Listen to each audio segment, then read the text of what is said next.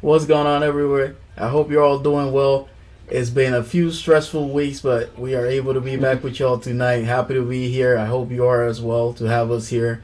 Lots and lots to talk about. But first, as always with us, Manuel. Luis is back as well. How you guys doing today? Luis, how you doing, man? I want to hear from you first because you've been having a few things going on as well, right? Definitely, man. It's been like, I don't know, like a roller coaster of some sorts. Just having a second um boy coming up to the family. Baby Obi, he's doing well. Thank God, his health is really fine. Kathy's also pleasantly well. Which I'm glad, because for Luca's delivery, which is my first friend, she had trouble. It was rough on her part, but now yeah, I'm learning to manage. I'm scheduling, just having two kids at once. Since they're two boys, they're quite demanding, especially Luca, because now he loves his older brother, but he seeks the attention from us. So it's quite challenging, but it's really fun, and it's really wholesome just to be part of that right now. So since it's your first time back to the podcast, congratulations from all of us, Thank you. and it's a good time for sure. Manuel, Just a heads up, Ace. I yeah. was listening to the stream. I think you should mute yourself when you're not talking. Oh, I can't hear it over here, but I hear it over there, the background noise or whatever. I got you. All Yeah. right. So what about you, man? How you been? I'm doing okay. It's been, like you said, a rough week. Stress is at 11. A few moments here and there of sadness, but honestly, I'm feeling good, and I'm looking forward to, as the week progresses. I'm going on vacation next Saturday, so yeah, I'm good. I'm good, and finally back at the podcast, so we can talk a little bit about NBA, video games, and all that Yeah. stuff. So yeah. Woot woot. All of that good stuff. Yeah. And since you mentioned it, let's go right ahead. Let me bring it up here. I got the wrong thing as usual. Uh, I had it set up. I don't know why it's not there anymore. But here we go. So as you mentioned, we're going to go straight into the first topic of the night. It's going to be the NBA, and I think for the second straight week, or for the last time that we did it, it's going to be the first topic. This is something that we want to get out of the way, so let's get through it. Ben Simmons versus the 76ers. The saga continues. Manuel, how you feeling about this? You know what's the last thing that happened, right? Yeah, yeah. I'm feeling about Ben Simmons the way you feel about Kyrie. Let's put it like that. That this guy shouldn't be in the NBA. He shouldn't be playing. I don't like what he did. Coming back, saying he's gonna come back, showing up to practice. And from what I heard, what happened was he went to practice just so they wouldn't fine him. And then when the media can, because the media is allowed at the last 10 minutes of practice or something like that, they're allowed to come in and record. When the media came in, he put on a show. Like he took his cell phone out. He started acting like he wasn't in it. He started doing all this stuff to disrupt the practice when the media came in. And that's when Doc Rivers, got fed up with him and threw him out, and they suspended him a game. I don't know if you heard that. What's his face? What's the other guy's name? On the Sixers. I forget. Joel, yeah, Yeah, he had an interview afterwards. yeah, and he's saying the last thing I heard him say was he's not gonna be babysitting Ben Simmons and whatever. Like, it's just too much. Just stop playing. Just get out of the NBA. Then if this is your attitude, you shouldn't be there.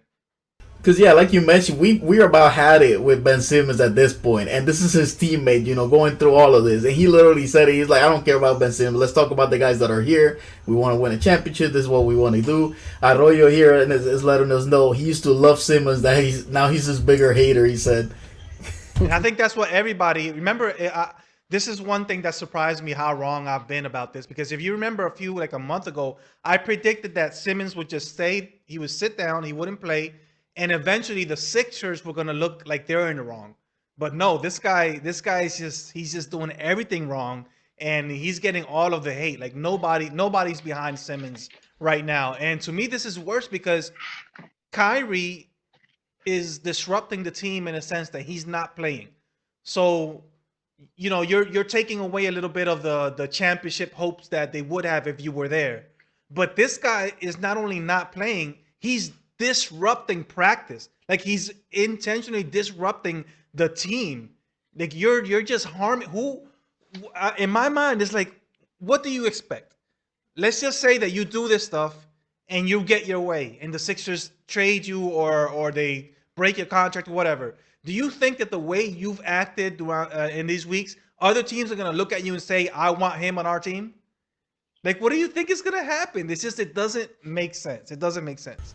I just have one word from him for him right now, and that is immature. I don't think I can think about any other word. He said his camp said, "Oh, we're prepared to hold out. The money's not an issue." But he got that first cut out of the paycheck. Now he's showing up to camp, and then it was like you mentioned, it was going fine up until that part when he just wants to make a show. So I think he was just trying to ingrace himself to the media and whatnot, and it just backfired.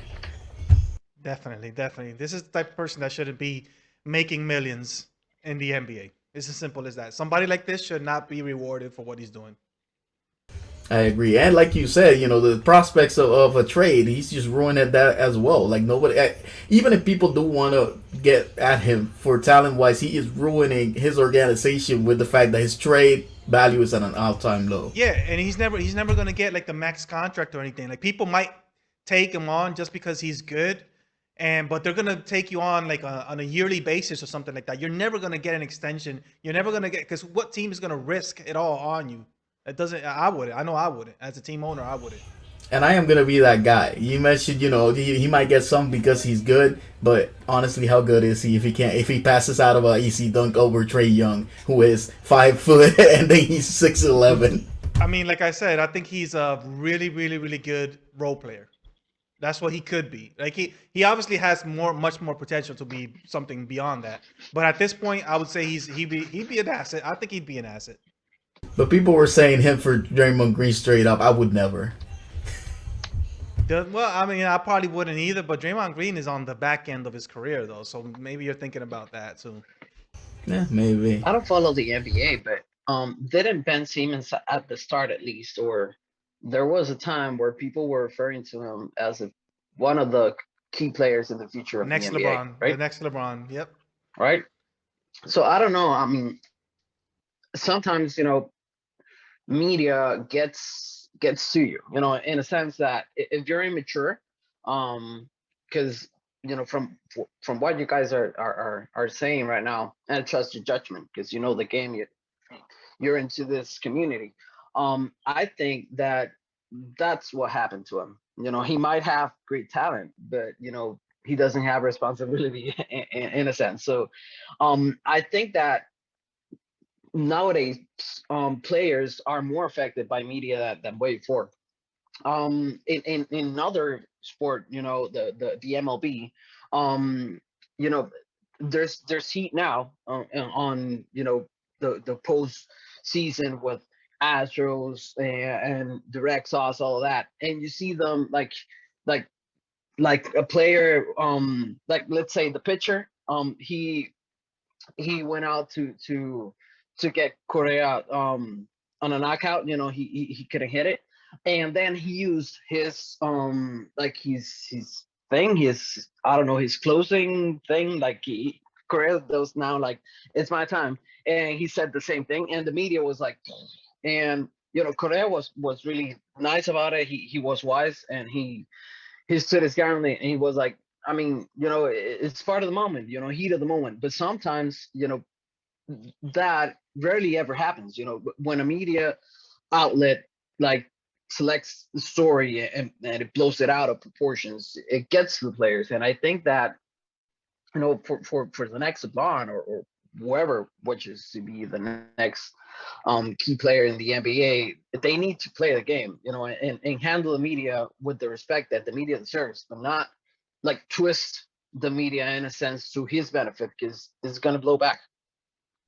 Yeah, the NBA is a strange thing, right? Because there's like the NBA, even though it's a team sport.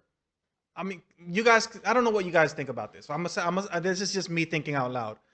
But the NBA, I think, is the only team sport where people focus on individual players the most. Like, for Definitely. example, when we think Yeah. about Michael Jordan or LeBron James or Kobe, we're saying like all the pressure's on LeBron to win this championship. It's not on the Lakers. It's on LeBron, right? Or it has Yeah. been on LeBron up to this point. And that's interesting because there's a type of pressure that you don't feel in other team sports like baseball. Like their baseball is a team sport and there are individual stars, but I've never heard like somebody say it's this player's responsibility to win the championship or whatever, the World Series. I've never heard that outside of the NBA. Maybe football with the quarterbacks, maybe Could be. in that sense, but Yeah. I don't think it's the same. Like you don't carry the team in Yeah, I that think sense in still not baseball. to that level. Yeah, yeah. Yeah. And then on top of that, you add the team that you're playing with, right? I've talked about this before. There are certain teams that have a certain culture. Philadelphia is one of those teams. When you play for a Sixers or a Lakers, there's a culture behind it that expects something from you.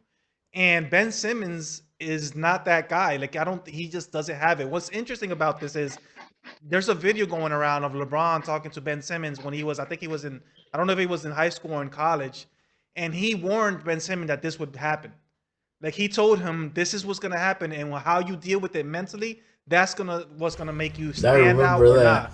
Yeah, and obviously he didn't take that warning, and he has crumbled in the face. And we gotta admit, LeBron almost crumbled as well. Like remember, LeBron was the bad guy in his first year to Miami, right? The whole league hated him. We got to admit, everybody said this guy abandoned Cleveland. He went over here. He's arrogant. Yeah. He's building a team. Yeah. And yeah, so LeBron went through this as well. The difference is, it took like 7 years for LeBron to do it, right? And Yep. and LeBron is LeBron. Obviously, that's a I was it's a gonna say, big but difference. even then, and you might like this to hear this from me, but I think we should not even put them in the same conversation. Like, despite the fact that maybe the decision was not handled, that's one of like maybe one of the criticisms, if not the only one that you can really throw at LeBron, who's had a stellar career up to this point, under the debate of being the greatest of all time.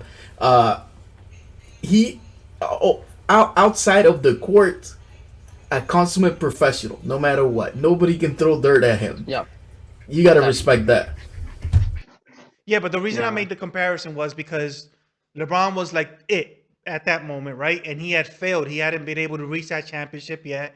The he was the center of attention in the media. Then he made a bad decision, and when he made not a bad decision, but the way it looked kind of bad at the time.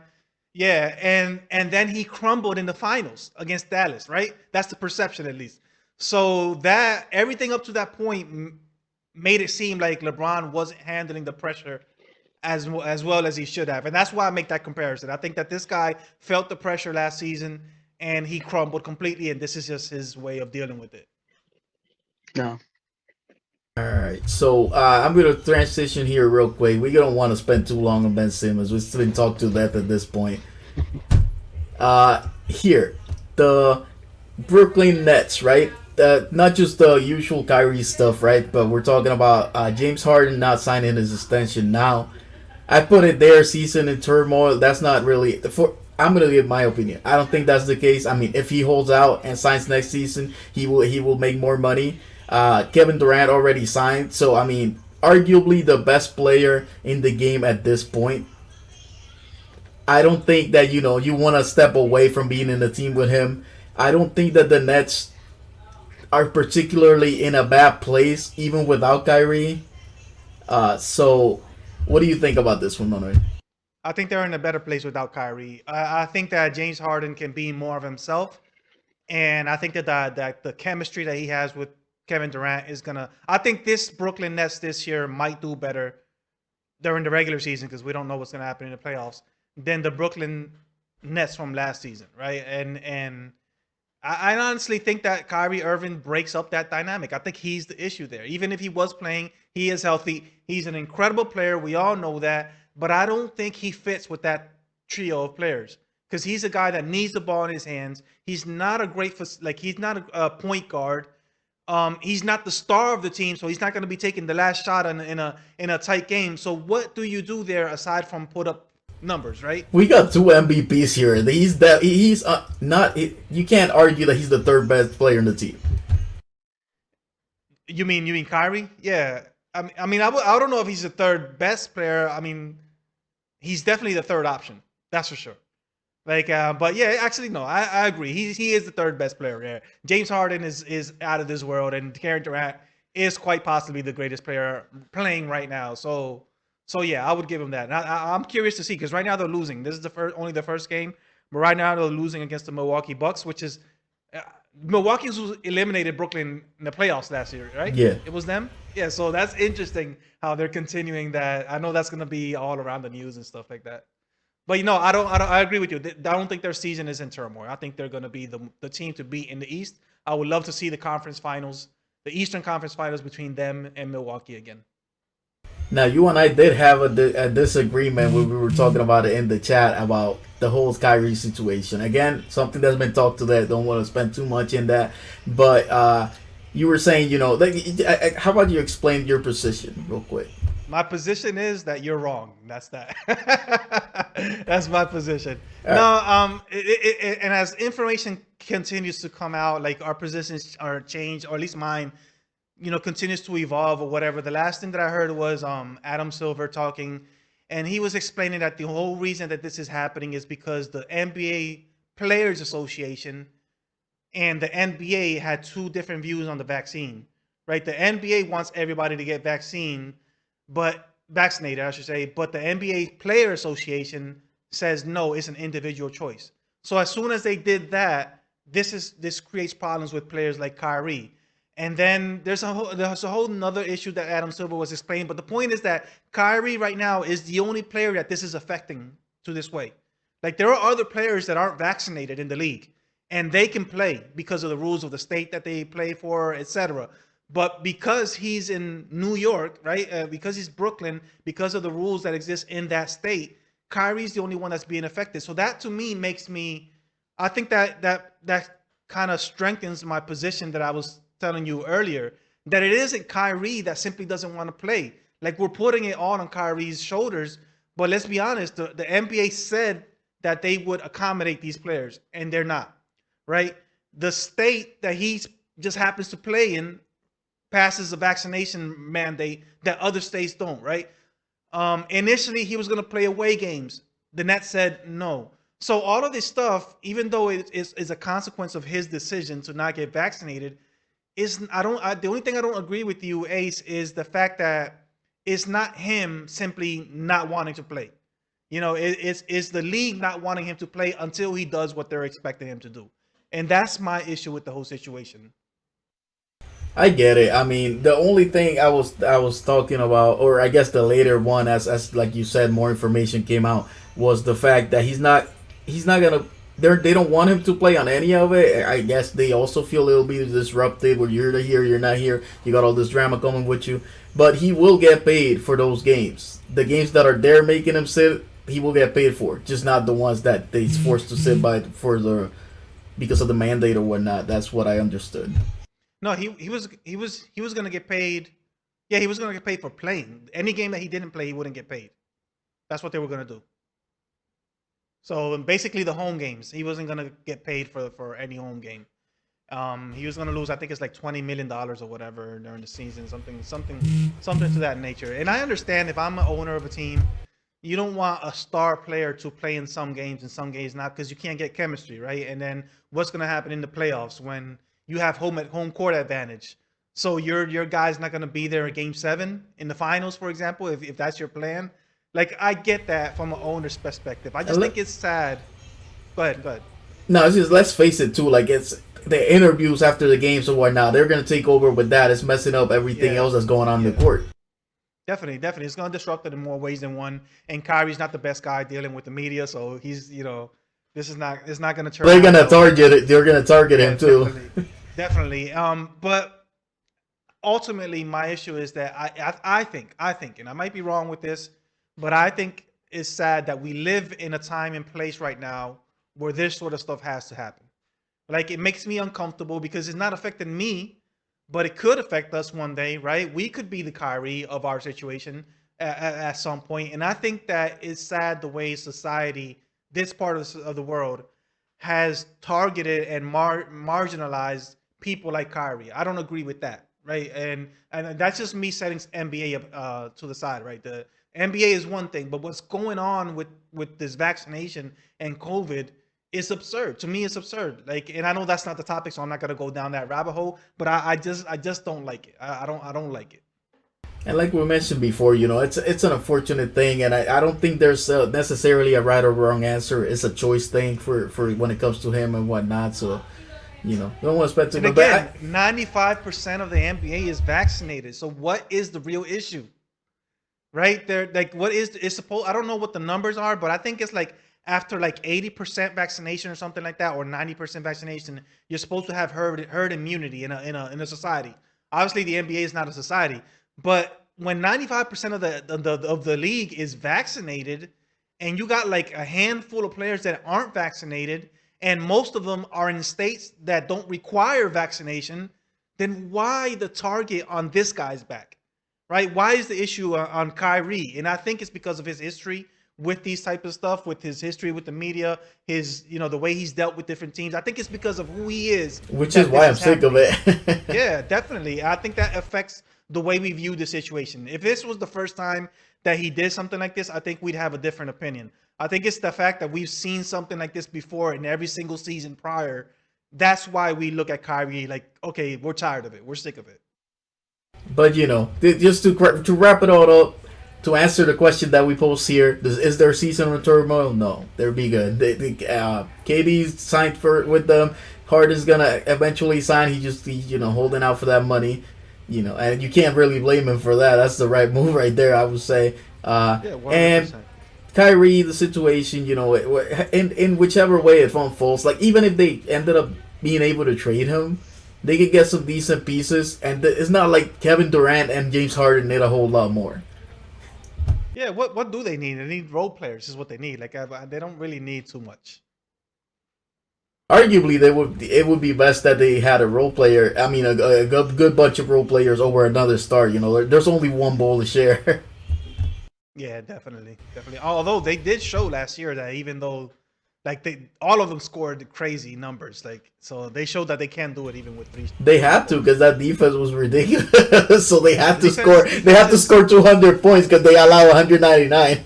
apparently this is one thing that I don't know if we're gonna get to predictions, but one thing that worries me about this season is that Brooklyn has gotten better defensively, and the Lakers have gotten worse defensively, and that's gonna play out in the playoffs. Like what's gonna happen towards the end of the season.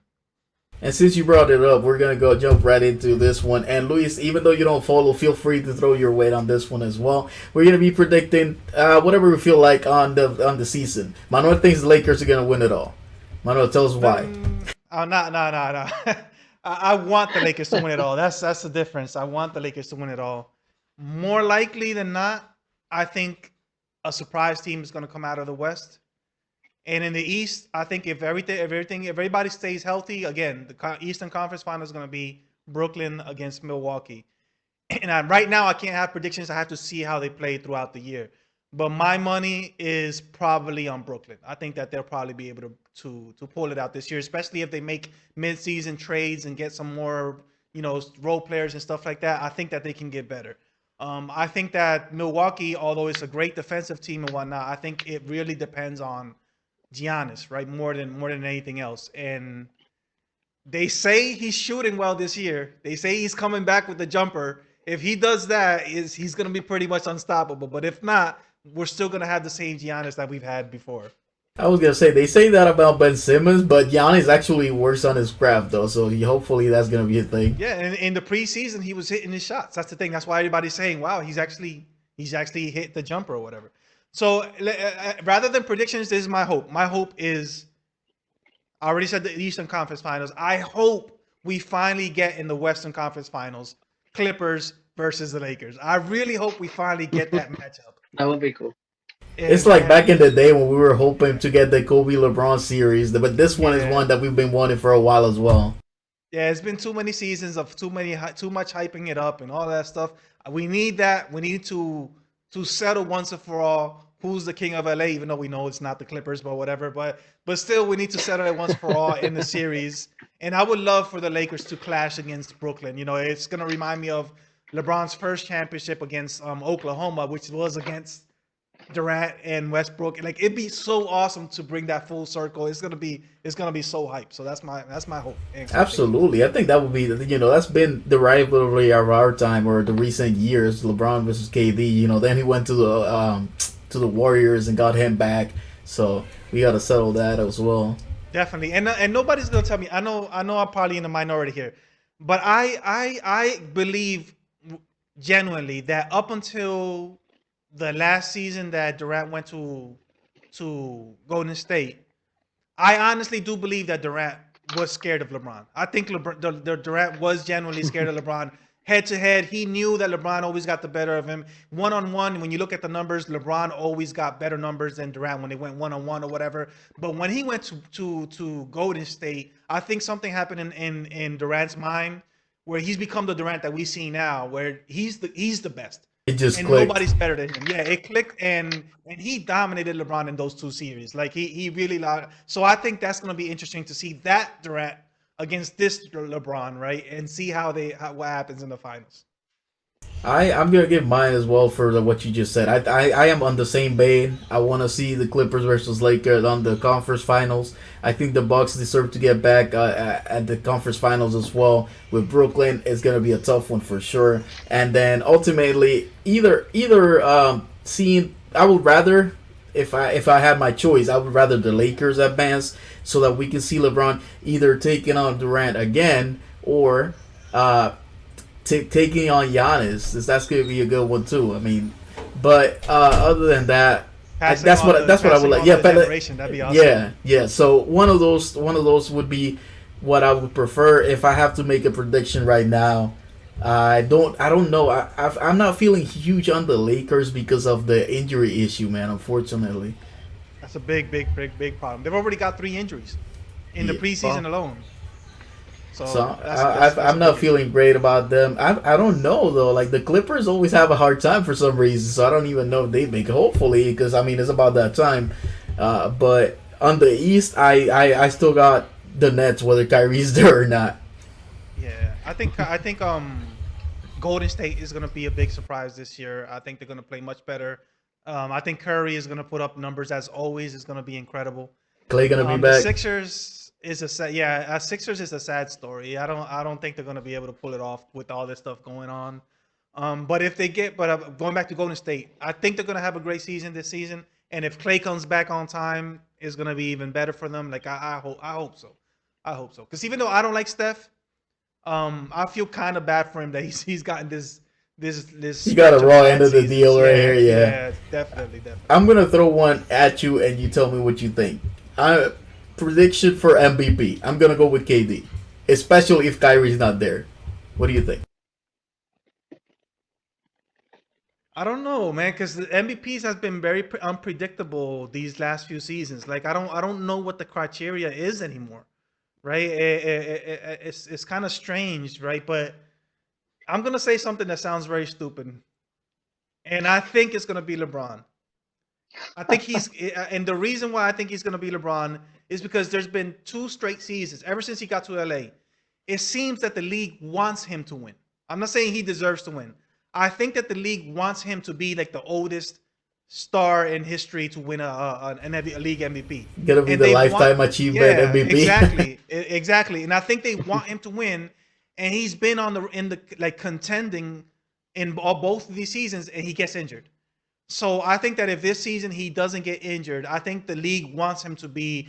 The argument's going to be: look at his age, look at all these consistencies, look how he carries this team, even though this team has all these stars.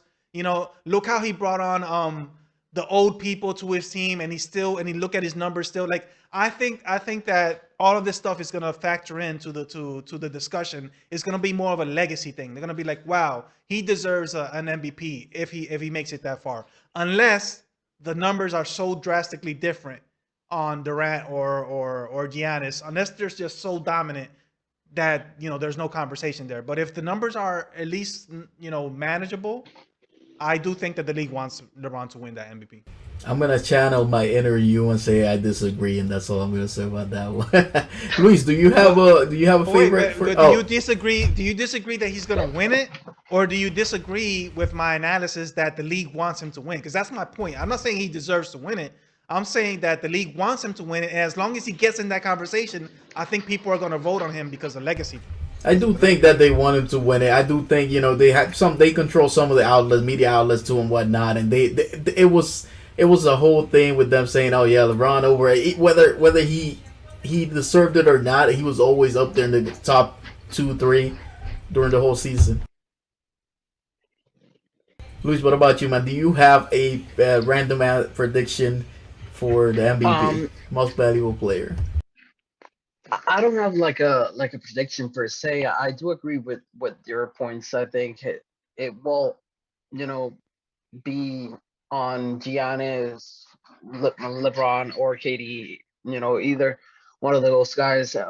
What I was thinking while you were talking is that why has the NBA become like the sport, the team sport that we see or focus on individual players is because these guys are capable of restructuring a fan base and a team at the same time. Not only on the media side, but also on the administration part. Whenever LeBron moves, you see the league like, okay, what's going on here? Just a power what shift go with him. yeah. Who's gonna go with him? It started back in Miami, but when he got back to Cleveland, it was like, oh, what?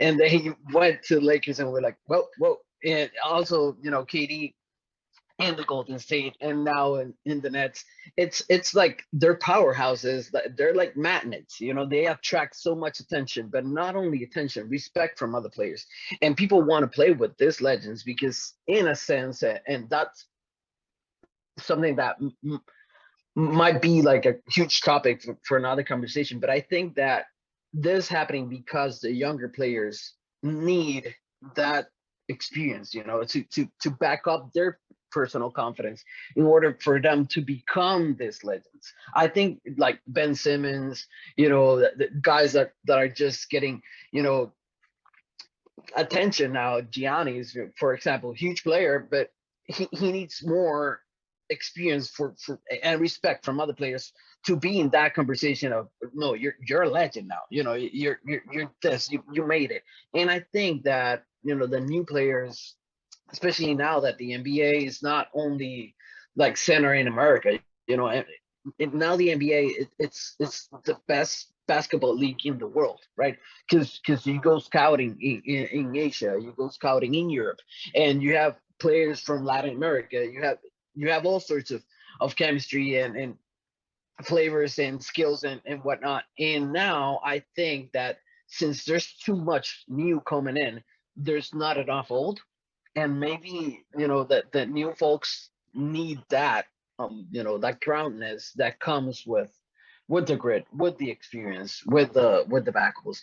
So I think that it would be interesting because I know that Dallas Raptors, there's a couple of teams that have been rebuilding themselves for quite some time, but they have not been able to make it. It would be cool just to see, an underdog getting back on the horse. That would be dope. It would be good to see Golden State back at it again because Steph, I'm sort of a fan of Steph, not a huge fan, but sorta.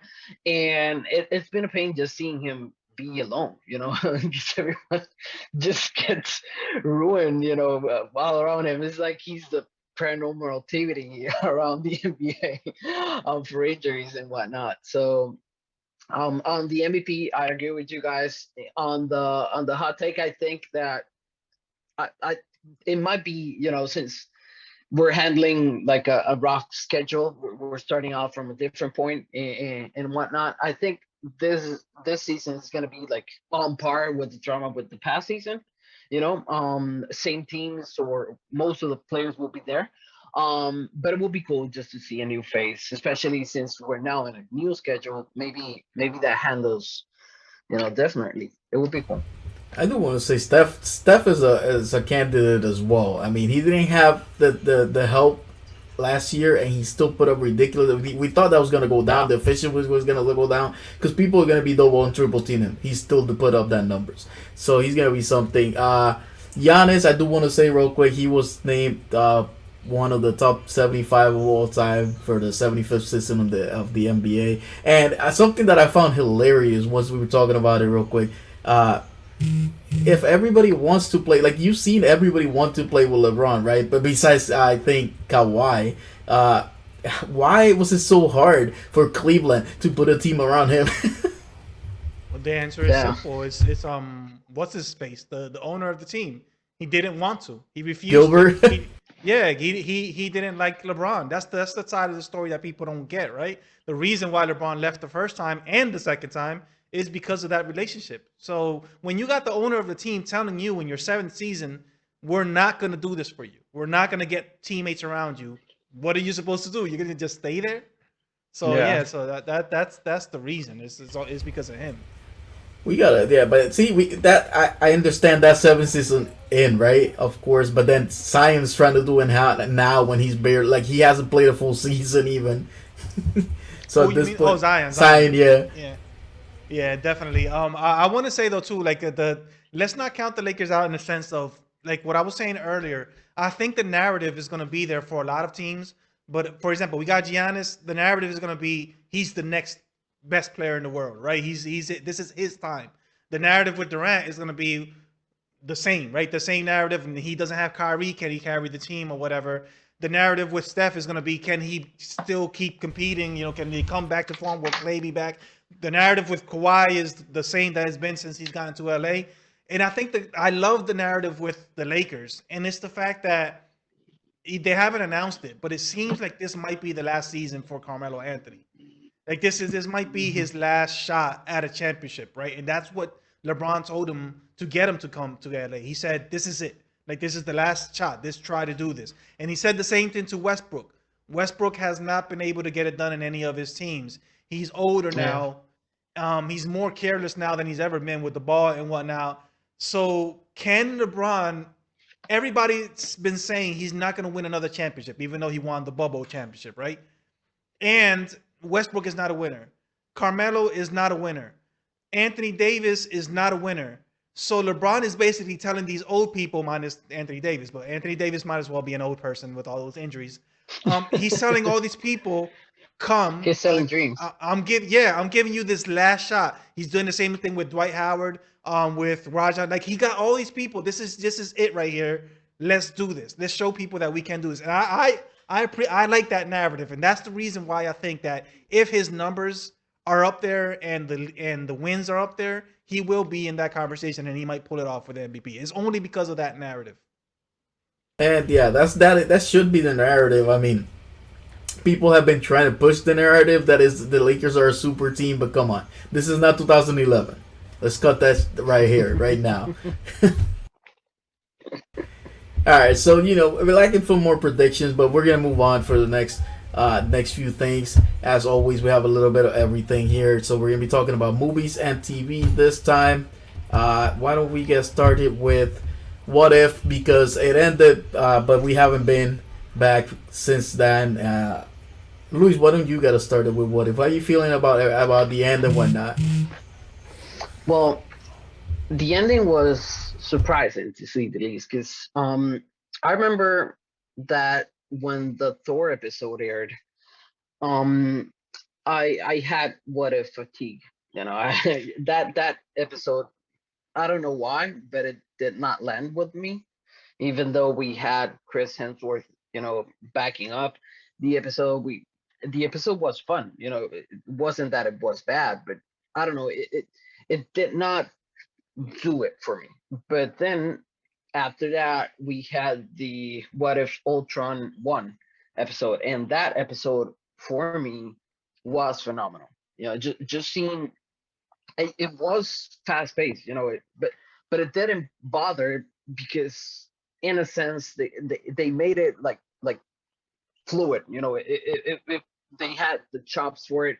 My only concern was that I don't know, Ultron's voice wasn't good. I don't know why they did not bring um the actor that voiced him on the MCU. I don't know why, but yeah, he seemed like more robotic than usual, and that did not help with the characterization.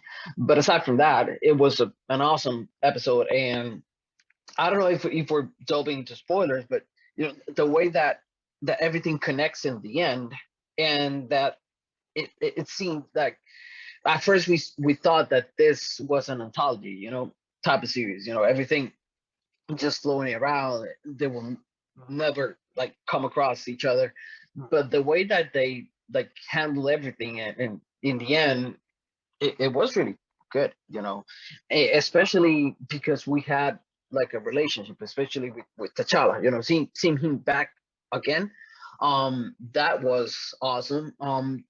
Seeing Thor, that since I hated his episode, but him being like the weakest part of this link, that was like like because this Thor, he's the god of thunder, but he's so immature in this timeline specifically because he has not had Loki to like get the better part of him. Like his moral is not there.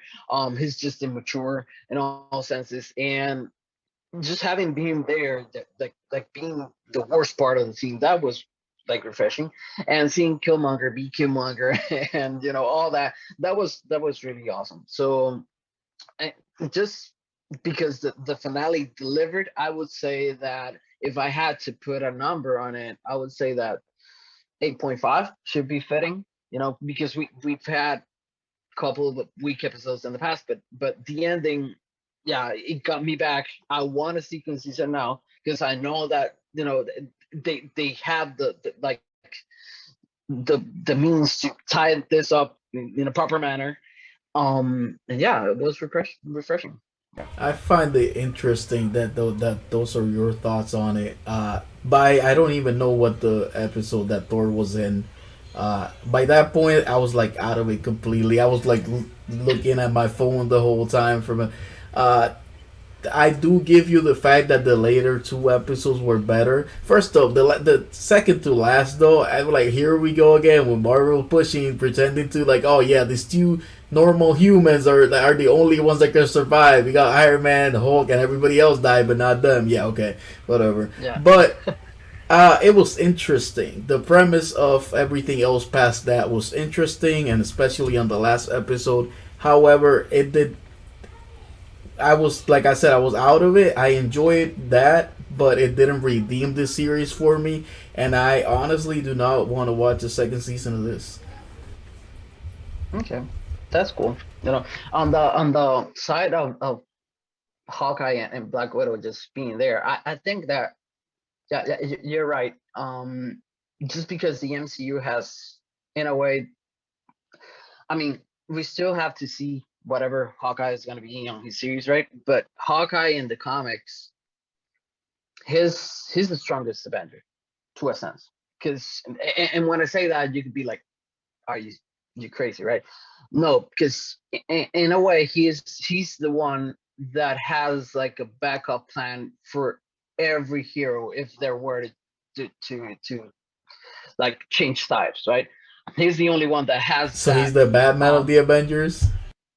definitely, man. And since he himself acknowledged that he has a peak human strength. The guy is buff, but aside from that, he's really good with words, and he in the comics is this guy that seems like he's a brute, but he's actually not. He's really smart, but he's good at like hitting buttons.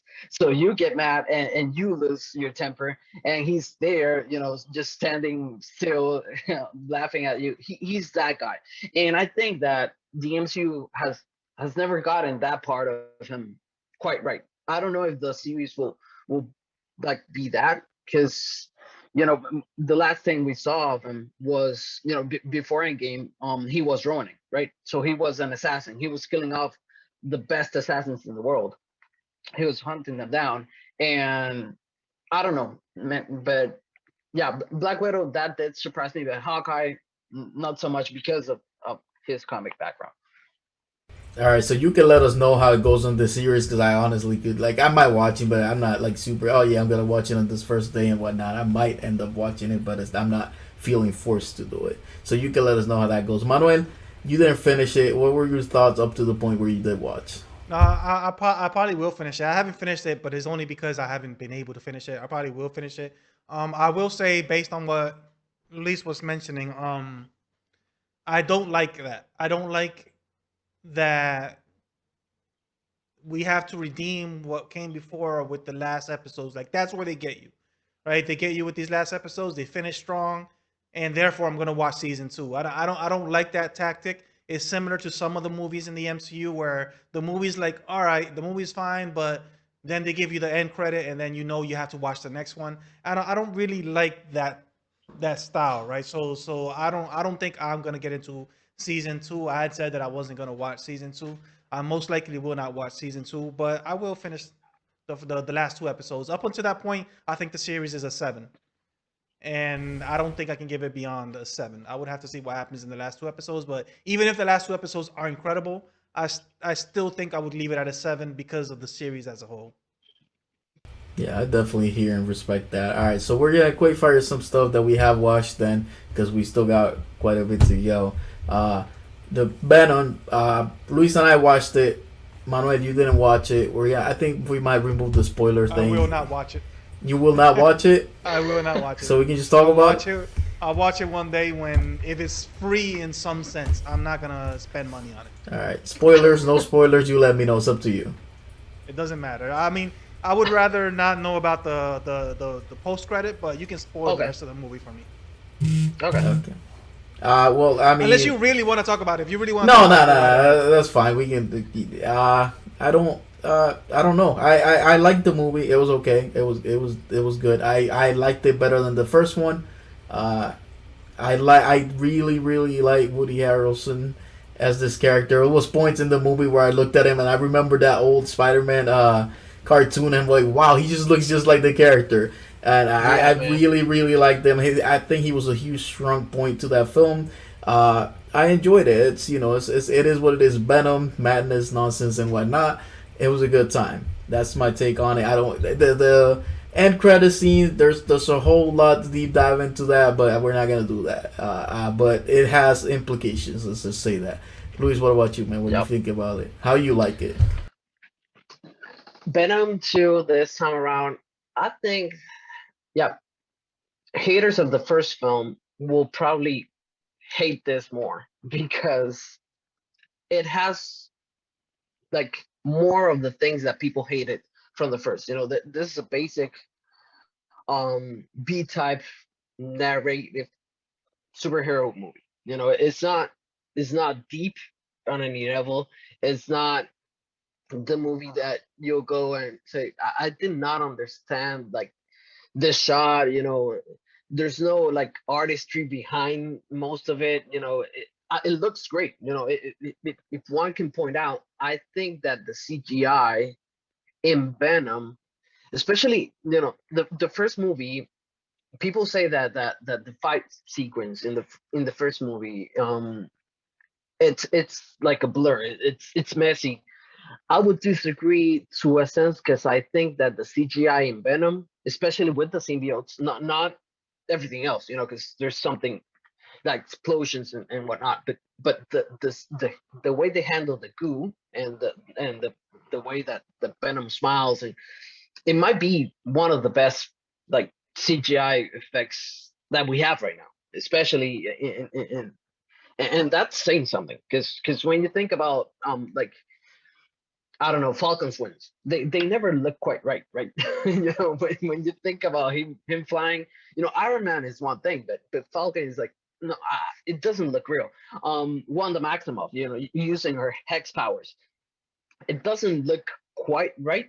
But Venom, when you see him, you're like, that Venom, you know, and he looks good. And the way that everything tangles up, it's really well polished CGI. So you get a, we gotta give him that. In now in Carnage, like Derby Carnage, that shines a whole lot, especially with Carnage, because Carnage scenes are really brutal to a sense, right? And he's really fast. But when you're seeing him, I don't know if it hit you, Ace, but I was thinking about the PS1 game. That you have Carnage, right, fused with Doc Ock, and the end. Just before that, it becomes, Monster Rock. You see Carnage just wreaking havoc, and I was like, man, this just awesome to watch. It's great to be a nerd here. Just watching this unfold. The movie itself, it's linear. You could say that this is a love comedy, and it's fitting to a degree. That's why I think that most people that hated the first film will hate this even more. Where do you stand on that Um, one? Which one do you like more? I think that this one it's funnier, and therefore it's more commercial to a degree. I would say that the first one it's better with like the heavy aspects of the, because here I don't know if this might be a take, but just focusing too much on Cletus, right? He he was awesome. Everything he did was awesome, but by having him there, being in the centerfold, Venom and Eddie just take the backcourting for most of the movie, and that's not good for him. It's good for the movie and for the audiences there. So I would say that the relationship in the first movie, it makes a little bit more sense, but then again, you see them here, like having a more mature type of relationship that it makes sense when you see them like battling out. You're like, okay, I know this. It's like when you know a couple that fights a lot and they're your neighbors, and you're like, oh man, they're going. But you've seen the drama. That's how I felt here. So there's a lot to enjoy. I would say my wife enjoyed this the most, like the second one. Um, my only critique with the post credit, I'm not gonna spoil it for Mal because I do wish he could see it on his own. I think that the post credit scene, when you go deep into it, there's too much implications aside from the obvious thing that happens, that it's not like on par with the movie, because the movie, since it's so linear and so simple, I don't know, it's like It just does feel like it's a separate thing that didn't fit in quite well with the rest of it. Yeah. definitely, yeah. The way, the proper way I could describe it without going deep into spoilers is like, when you play a game, that the game itself is like a type B game, or double A game. It's not like this blockbuster type of experience, right? And you're into it, and it's fun for a while, but then you reach the ending, and you're like, wow, the ending was really like profound. Wow, they went deep into this and that, and you're like, okay, the game never did that, but the ending did that. That was the post credit scene to Venom Let There Be Carnage. It's like the heavy platter, but all we've had is, I don't know, bread and soup. I am gonna say it did exactly what it was meant to do. Everybody's talking Definitely, about it. It's just hyping everybody up for the implications and whatnot. So it did everything that it needed to do. It just feels like, yeah, I think it leaves a little aftertaste there when you think about the fact that, okay, like, how much do you really care about what you just seen compared to what you hmm will see? I think that's where I'm standing with it. definitely, yeah. All right, Manuel, you need to look at that because you see you didn't want to watch the movie. You don't need to watch the movie. I It's think just the that scene is No, out there. for real. it's just that there's certain things that I refuse to do based on principle, right? And this is one of those things. I just refuse to invest money support a product that I know that shouldn't exist, right? And then on top of that, the stuff that you guys say, whether it's good or bad, in my mind, I just can't stop thinking, okay, that's fine, but is that Venom? Like, is that what we as fans know? As is that what we want from a Venom franchise or whatever? Like when you say, "Oh, this is a buddy cop movie," or "This is like a romantic comedy." Oh, the second one was funnier than the first one. Like that's not stuff that I want to hear from my Venom, right? To me, Yeah, it might make a fun movie, and I'm not saying that it's not a fun movie. You guys enjoyed it just fine, but it's supposed to be Venom. It's supposed to be Carnage. It's supposed to be something else than what it is. And that's why I don't like it. That's why, on principle, I don't want to support it, even if it's an entertaining movie. I don't think it should exist. And then when I don't know what the post credit scene is, but clearly, anybody who's anybody knows that it must be that they're gonna unite it in some way to Spider-Man, Tom Holland, or the MCU. Like it must be something big in that sense. And if it is, it's like I don't want that either. So that's my issue with it. I don't want to support something like this. I hear you I for would sure. say that, yeah, I agree definitely. Yeah, I would say that there is at least one sketch in the movie. I don't know if Ace remembers this. This was done quite brilliant because when you think about like origin stories, especially with villains, you often like handle it well, or you mess, you know, like in a big way. And the way that they handled Cletus' backstory, especially with the cartoons, when that cartoon montage, you remember that, Ace? While he was talking about his childhood and whatnot, that was really powerful. When he was talking, and the way that they draw him, especially his eyes and the red tints that they man, that was really awesome. And that made me like pause. I was like, this is a fun movie, and I was like laid back when that popped, and I was like, they should have gone like deeper into him, and onto Eddie in that format, because that itself, that was really like, I don't like intentional. Cletus Cassidy, he's a psychopath, but he has like all sorts of mental illnesses, right? And that itself is shown in a brilliant manner just in cartoon form in that sketch.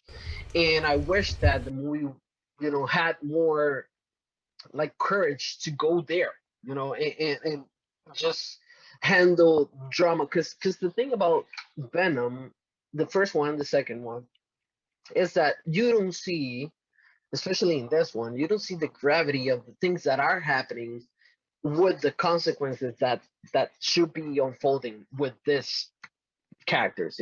By the end of it, it all wraps up in a proper way, right? And everyone else is off to do whatever, and that's my problem with it. And on the contrast, even though Tom Holland Spider-Man, it's more of a child, and more of a puppy version of the Spider-Man we've come to know from before. The consequences of Far From Home were brutal. His his identity is exposed. So when you see that movie, you're like, okay, this matters. Everything that happened here matters, but not in Venom. And I don't know. I wish we had more of that. I That hear you. I hear what you're saying. I don't particularly think any of it was brilliant or powerful. Not for, at least for me. But I get it for when you say it. I got it. Could be for someone else. It's not for me. But yeah, you're not wrong in what you're saying at all.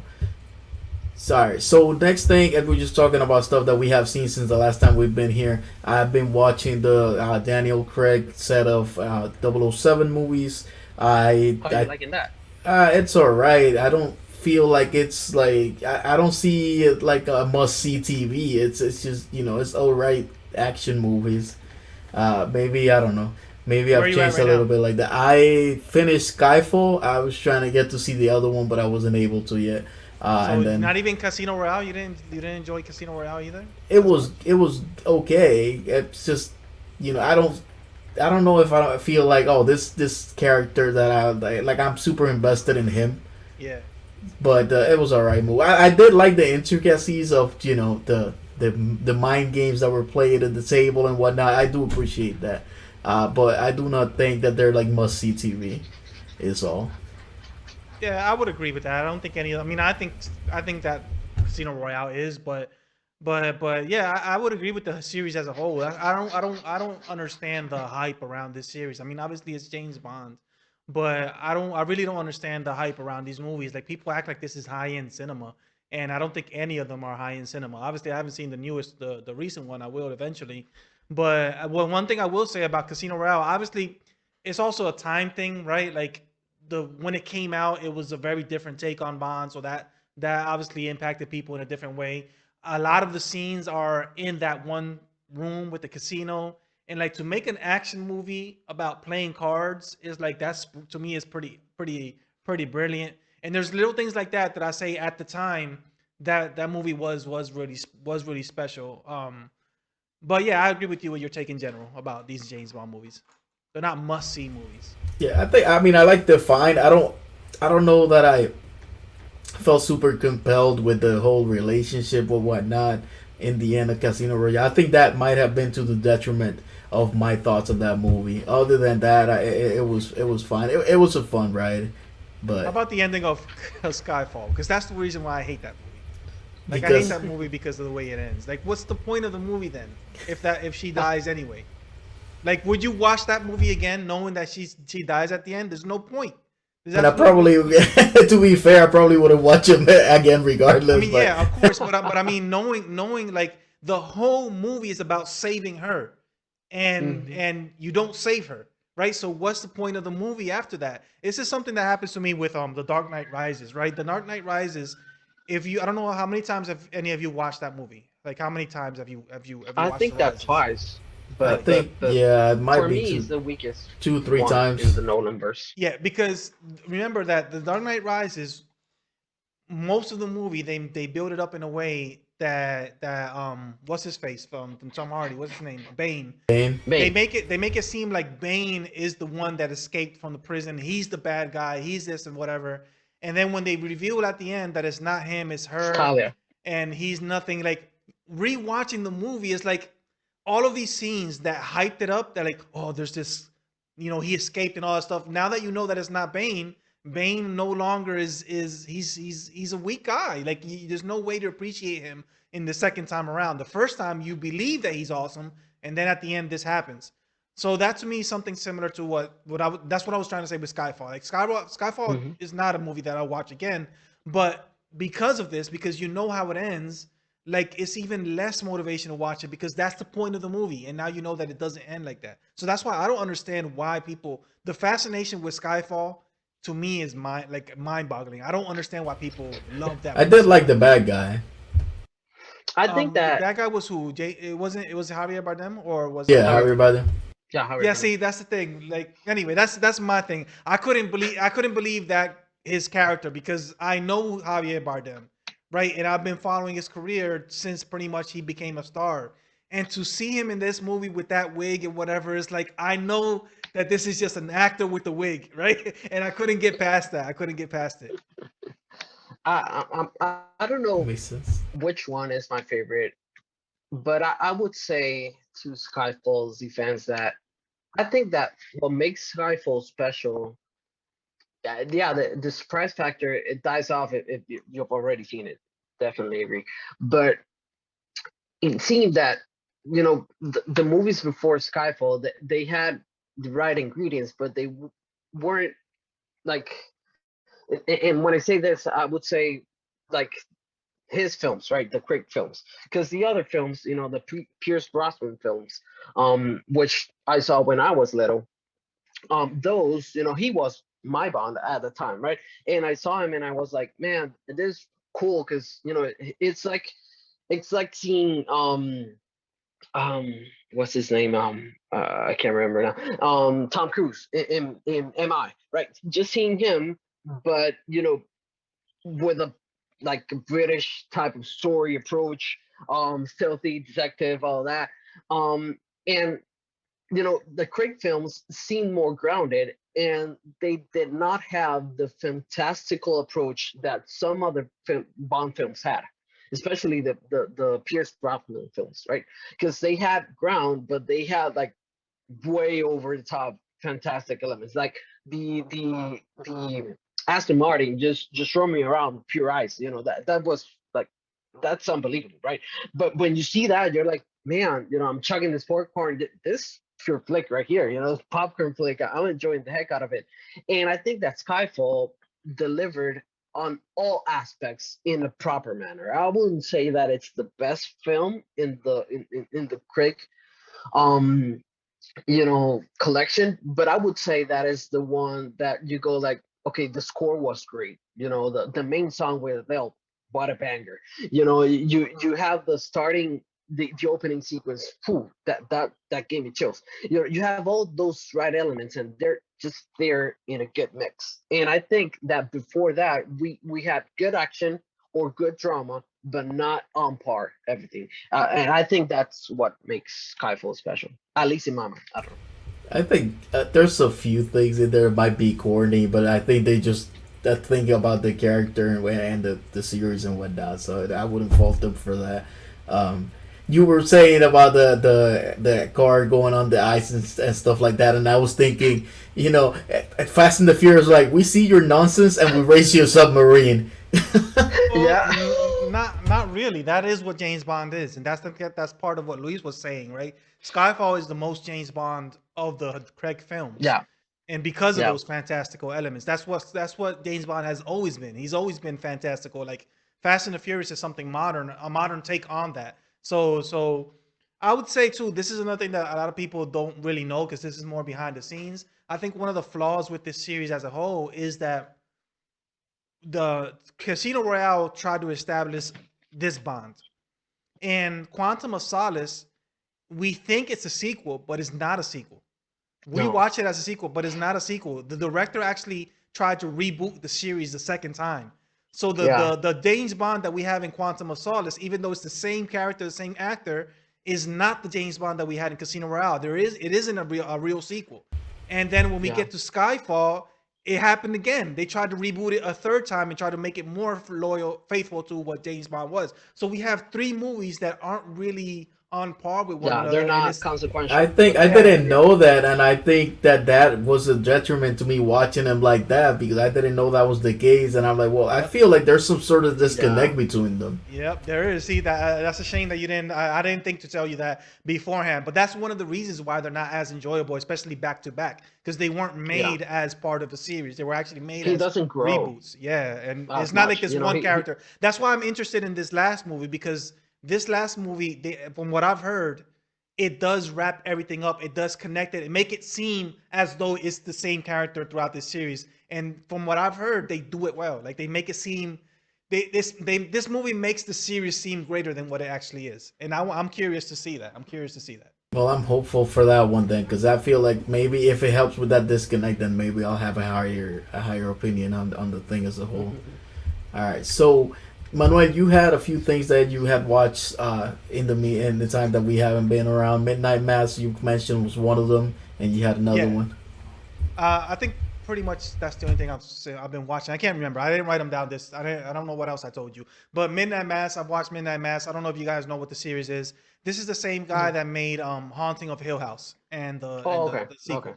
So it's the same guy. And if you haven't watched Haunting of Hill House, that I absolutely love that series or awesome. that Yeah, first season or whatever because it's an yeah. anthology. Blind Manor is it's I bad, didn't. Yeah, I but didn't like Blind Hill Manor. Hill awesome. House is incredible. Hill House is really awesome, and this guy likes to. I would say this guy is the equivalent to, and this might sound like a bad thing, but he's the equivalent, and it is a kind of a bad thing. It's the equivalent to the guy from Quantic Dreams, from the director or whatever his name is. I Okay, don't remember what his name is. Because he makes. I remember that one of these podcasts. I criticized those games because he tries to make games based on things that he's experiencing. So, and that to me affects the quality of the game because he cares more about that than making a quality game. And this guy, Mike Flanagan, which is the creator of these series, I didn't know that going into it, but now it makes more sense. That's what he does. So Haunting of Hill House is about loss, basically. It's about death. And he had been going through a loss of somebody close to him at the time when he wrote that. So now I understand why that's the story, right? And the second one's similar. And then this one, Midnight Mass, is about religion. It's about faith, Christianity, Catholicism, or whatever. And when you look up Google, whatever, in the interviews, like that's a struggle that he has gone through. He was raised as a Catholic and he's lost his faith. He's an agnostic now, and he sees all these issues with religion. So Midnight Mass is like this is his way of expressing his struggles with faith, but done in a way that it's a horror series. So that I respect that aspect to it, right? And I also respect this is kind of a spoiler, but not really because from the very first episode you know what it is. Um, this is a series about vampires, and I actually love. I wish this series wasn't about faith. I wish it was about vampires because the vampire aspects to the series, to me, are some of the best vampire aspects in any content of vampires. Like I love the take. I'm gonna tell you guys this years ago, I imagined writing a story about vampires, right? And I tried to give it like I tried to imagine how could we have a story about vampires? Like where would a vampire come from, right? And one of the ideas that came into my mind was maybe like a fallen angel or whatever. Maybe a fallen angel came down, and this is so corny what I'm gonna say right now, but like this fallen angel falls in love with some human here on Earth. So he decides to leave heaven to be with this person, but he didn't know that once you leave heaven, like basically you lose all your memories. Like he didn't remember that he was an angel. He doesn't remember that stuff. And he stays locked in like in darkness for centuries because he has long life because he's an angel. And the love of his life obviously dies because he's an angel and she dies out of old age or whatever. So he stays inside for centuries simply because he came down for her and she's no longer here.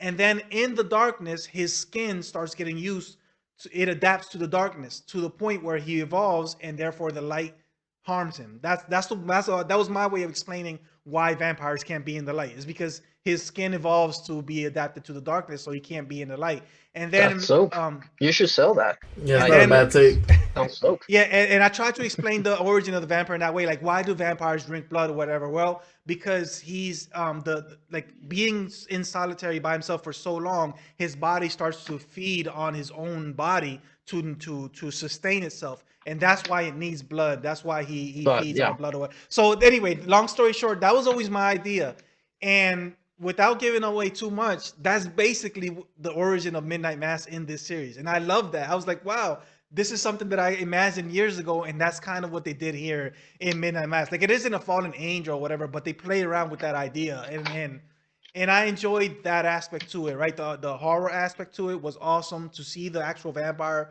was pretty cool. The main actor, the guy that does the priest, I don't know what else he's done because I recognize his face, but I didn't look him up. But that dude acts like this is one of the best performances I've seen. He acts really well, like really good. He's the priest, so he acts like a priest. When he's preaching, he has that passion of the preaching, but then he begins to become a vampire, so he has that struggle with his faith and becoming a vampire, and then he becomes kind of evil at some point, and then at the end he's redeemed. So he's very versatile in the way he acts in this series. Anyway, but that's cool.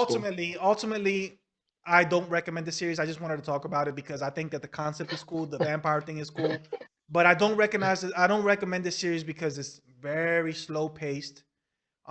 It's Slow burn. not. Yeah, it's a slow burn. If you don't like slow burns, you can't. This is not for you. It's not scary even in the slightest. Like it doesn't even try to be scary, and that's kind of disappointing. And it's too heavy handed on the faith stuff, especially as a Okay. Christian. I didn't really like that. It's very heavy handed. Like you can't get away from it. This is what the series is about. It's about faith, and that if none of that interests you, then I don't recommend that. Shout out to Rahul Kohli, which is the sheriff. They call him Sharif in the series. That guy, I know him from YouTube and stuff like that, and from Twitter. Like I follow him on Twitter, so it feels like a friend of mine finally getting like his big shot. And when I see him here, I'm like, wow, like you're a good actor. Like you're really a good actor. And I feel like cool knowing that I know this guy before he became like this guy or whatever. So yeah, I just wanted to talk about that That's cool. Midnight Mass.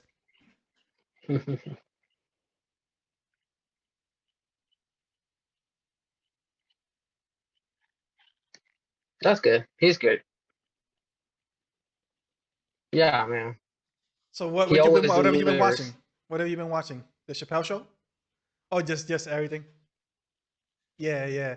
You know, I was so disappointed. Yesterday I was watching it's a anyway, kind of funny. I watched kind of funny. Whoever knows what kind of funny is knows. And if you don't, you don't. But I was watching one of their streams yesterday and they're playing a horror game. They're playing PT. And I'm watching PT and I'm enjoying it. And everybody's laughing and all of a sudden and then one of the guys that are on stream makes a joke from one of the Chappelle stand-up shows, the one where he says, "Hey baby." I don't know if you know which one I'm talking about, but he talks about a baby that's selling drugs or whatever, and they make that joke, and one of the other guys says, where's that joke from? Like, who said that? And the guy responds, you know, it's we can't talk about him anymore or whatever, and because of the transgender stuff, like, nah, he's not cool, and they're like they basically canceled him on the show, and I was so disappointed to hear that. It's expected, but I was like, really, guys, like, you clearly like his Yeah. content. You clearly making a joke You regarding made him. his joke, and then Yeah, you're his burying joke. him right there But afterwards. yeah, exactly. And it's like that's a shame, man. I recommend everybody to watch. I mean, anyway, Chappelle to I Chappelle. think I they just might have, yeah, they might have just Yeah. like been listening to the jokes and whatever he says offensive and whatnot, but they're not listening or hearing what he has to say regarding that. You know, definitely. he's not trying to be offensive. It's just funny, whatever I stuff mean, like that. to Like, be fair, the closer kind of crossed the line in at some points. Like even me watching it, I was like, maybe you should have said that. Like I'm not that type of guy, but as I was watching it, I was like, this right here, this is a problem. Like I knew he was gonna get in issues with what he's saying. There was like two parts. The one part where he talks about J.K. Rowling, I was like, they're gonna crucify you for this. Like what nah, you're this saying right is here, not something this that I is watch. I don't think then. yeah. And then some other part I can't remember, like when he starts saying that transgender women are like they're like what's that called, the Beyond Meat, the Beyond Burger from Burger King. You know how it's Beyond Burger is not real meat, but it tastes like meat. So he says that transgender women are like the Beyond Burger, like they're women, but they're not really women. You know, Okay, that's yeah, I can basically see what he's how that's saying. problematic for sure. That's very very problematic, especially the way he said it. And he doubled down on it. So yeah, oh man, my camera as always, but having said that, I agree with you, Ace. Like that's one thing, but if we actually pay attention to what he's actually saying about this stuff, like he actually does affirm the trans rights. Like he says it multiple times. Like they are women, they are human beings. Like they do deserve rights. He ends the show by saying, and I'm sorry, I'm not turning off I'm turning on the camera, but it's just that I want to get this thought out. He ends the show by saying, I'm not gonna make any more jokes about transgenders. Like this is it. That's why it's called the closer. This is like his last stand up for a while. He says, I'm not gonna make any more jokes about transgenders until both sides can laugh. Right? And what he means by that is until we reach a point in society where everybody has the same rights and we no longer view it through this lens that we're viewing it now, I'm not gonna make a joke about that again. He goes on this long diatribe about a transgender friend that he knew, that he loved, that committed suicide. And it's like he's clearly for these people, but he has Hmm. issues with the movement because of other Yeah. reasons. And that's why they criticize him. I'm like, man, like I gotta admit, it bothers me. It bothers me the reaction that people have had to that special. Yeah, I hear. All right, so we are gonna then move on from Chappelle to this is gonna be the last one on movies and TV and whatnot, and then we'll move on to the gaming side. But DC fandom. I Ooh, saw a yeah. few of the trailers and whatever. I'm not as into it, or not into it. I guess I'm not looking out for it as much as you guys maybe are. So why don't you two guys tell us how you're feeling about what transpired during the show? Mhm. Go ahead, Luis. Okay, so DC fandom, I think I saw most of it. I might have missed like the first 2 hours or so. Um, I gotta say, my main concern with this type of platform, even though I think that the way that they build up their IPs is phenomenal. And the marketing approach here is it's it's not close to anything Marvel has ever done with their properties. Even though I think they could do something like this and be better, but because they have more stuff, right? But they clearly are not ambitious, and that's why I applaud DC for doing this. I think that the way they divide this, especially this second iteration of the DC fandom, because the first time we saw it, it was not as clear, because we had Aquaman content, Flash content, Batman content, Superman content, the CW series content. We had the games approach, right? We had all of this, the fan responses and the fan art and Q&As and all that. But we had a mix. This time around, I did not enjoy them just like dedicating a whole section to this character and this other character. And my concern with that is that not that I hate any character. I think that every character in DC spectrum deserves recognition. But you know, like seeing their take like on Superman for starters, they did not have content for him, but they dedicated like a whole section of Superman, but with Supergirl content, and that made no sense because Superman is this standalone, and it did not make sense. Just having like them delving deep into Superman lore, they're talking about her. It made no sense. They did the same thing with Aquaman for a little bit, but the Aquaman section was like really little, so it didn't bother me so much. But then again, they went and did the same thing, but with Batman, because they talked about Gotham Knights, which is awesome. I looking forward for that game the most. I enjoyed the Arkhamverse. I've played every one of them, even though the fourth one was not made by I forgot but Rocksteady. Rock yeah, Rocksteady. I played Origins too because it was a phenomenal game.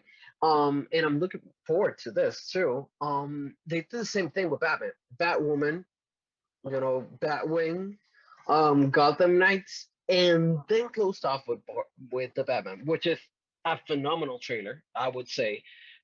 But it's rare just to have like this 2 hours and a half dedicated for Batman just to close off with something of the character. So that I think that's my only concern with the fandom. Aside from that, everything that they showed, especially the live action stuff, looked great.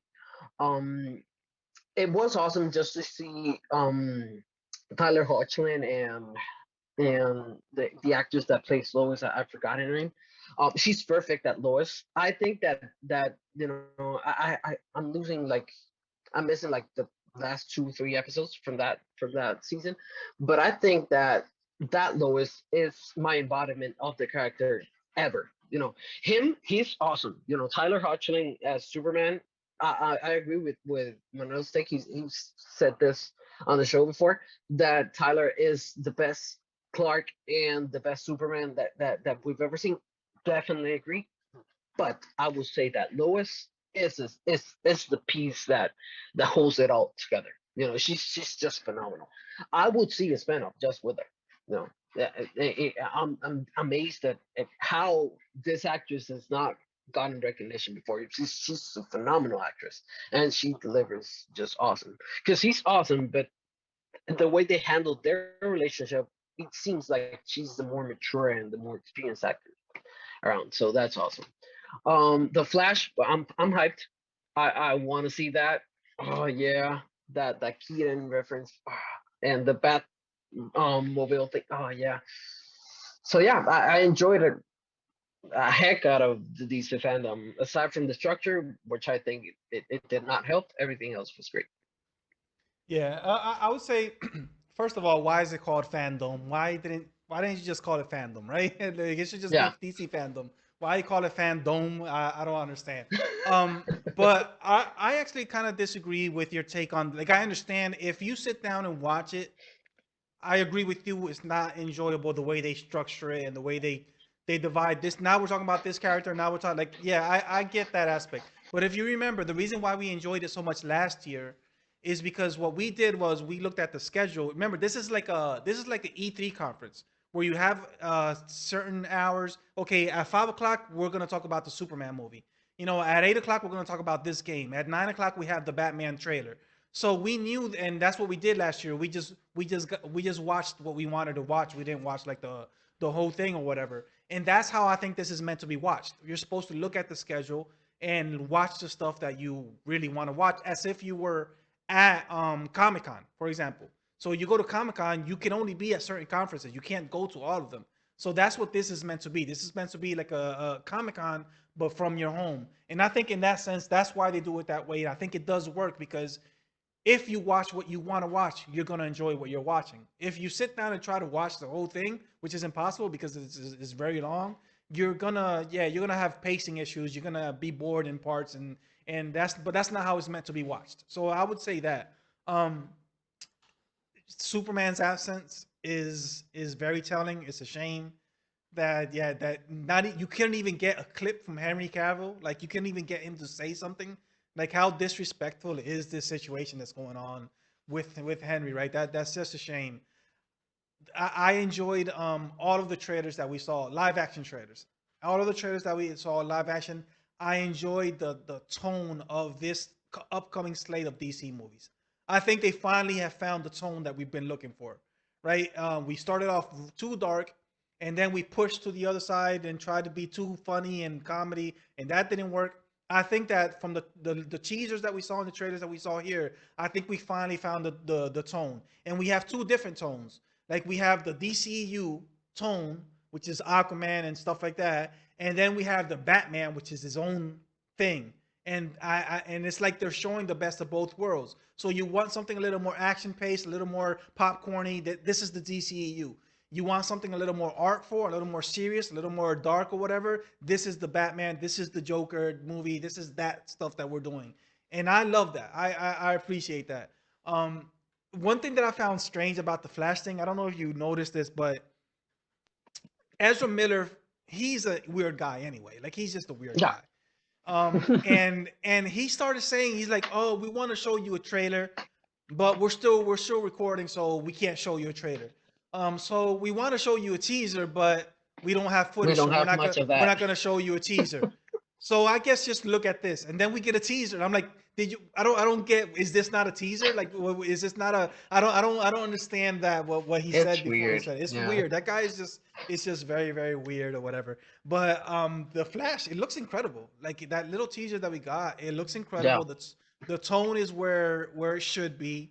Mm-hmm. Obviously, Michael Keaton apparently, if he's more prevalent than we thought he was going to be, we thought maybe he was Yeah. just going to be like a cameo or whatever. But the whole teaser Was is that in that voiceover world. his?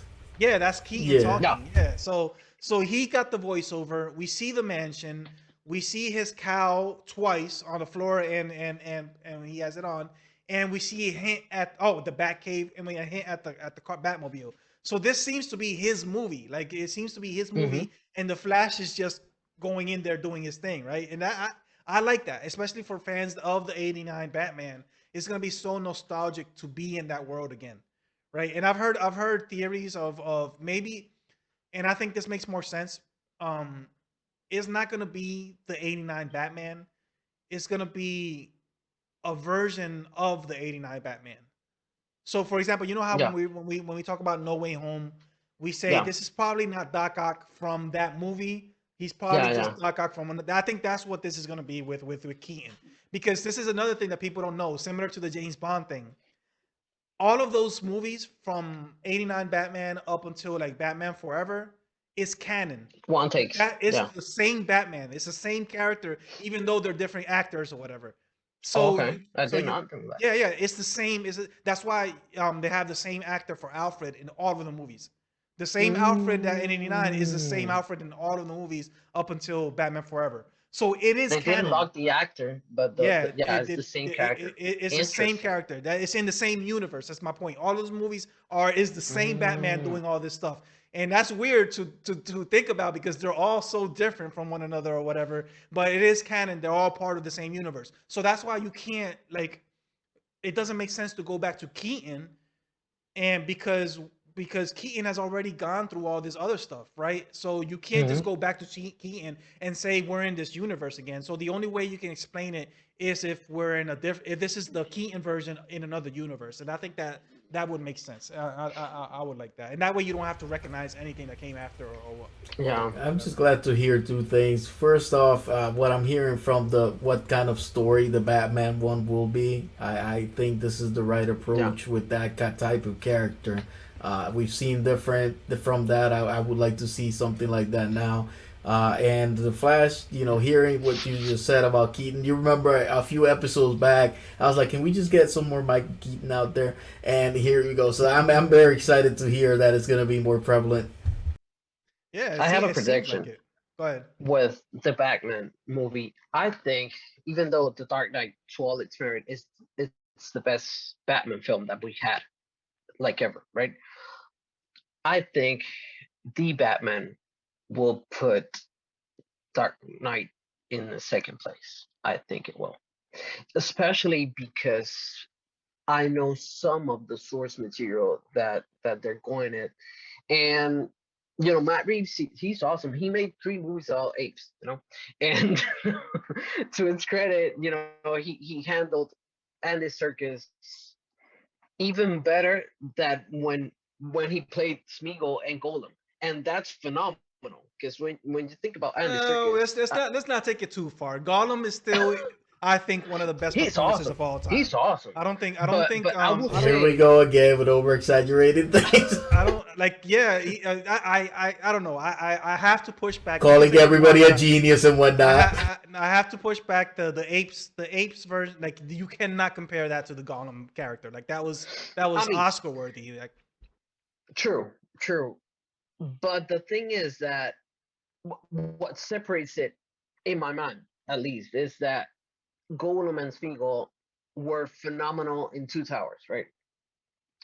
But the first movie was good, and the third movie was good too. I mean, his performance was good there, but it's not explicit, I would say. And the phenomenal thing about him being here is that Golem was not like the main attraction of the Lord of the Rings, right? Movies. He that's why he it's so was impressive. That's why it's so incredible, true, right? He's not the true, main character, and he in the second movie is like he's the star, and it's not his true. movie.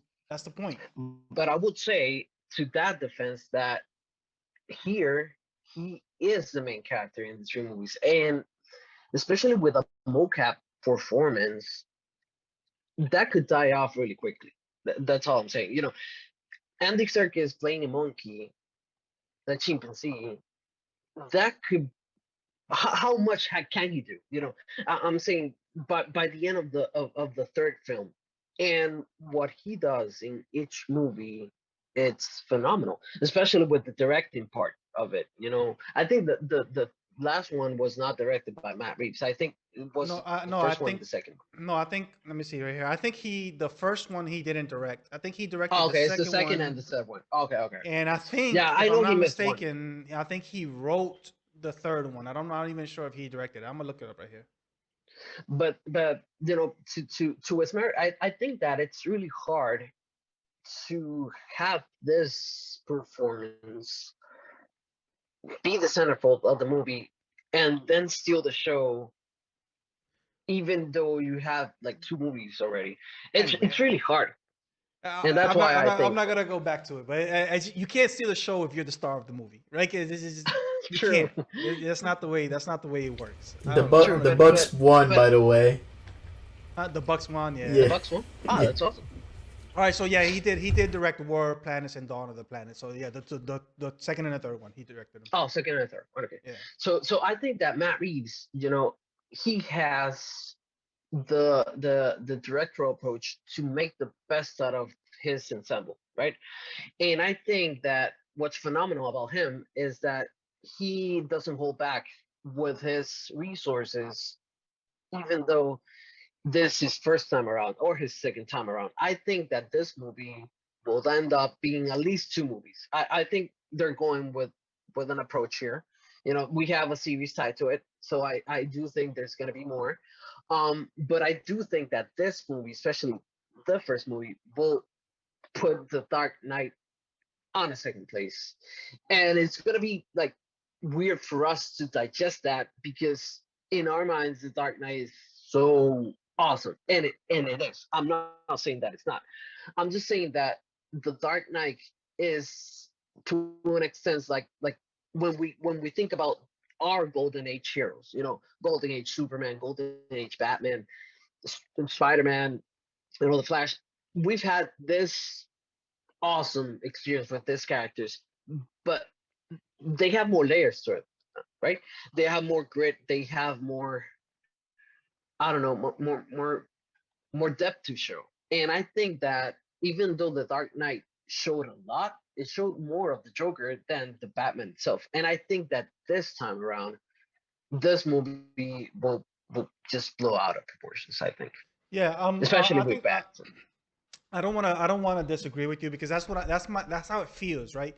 It feels like this movie is going to transcend comic book movies, right? It feels like it's going to be a Yeah, really incredible movie. I think we're going to be like this. Like Colin Farrell is unrecognizable as yeah, the man. Penguin, and not Yeah. just in makeup, like in his voice, like the way he sounds in the Mm-hmm. trailer. There's no hint that this guy is Colin Farrell. That's incredible.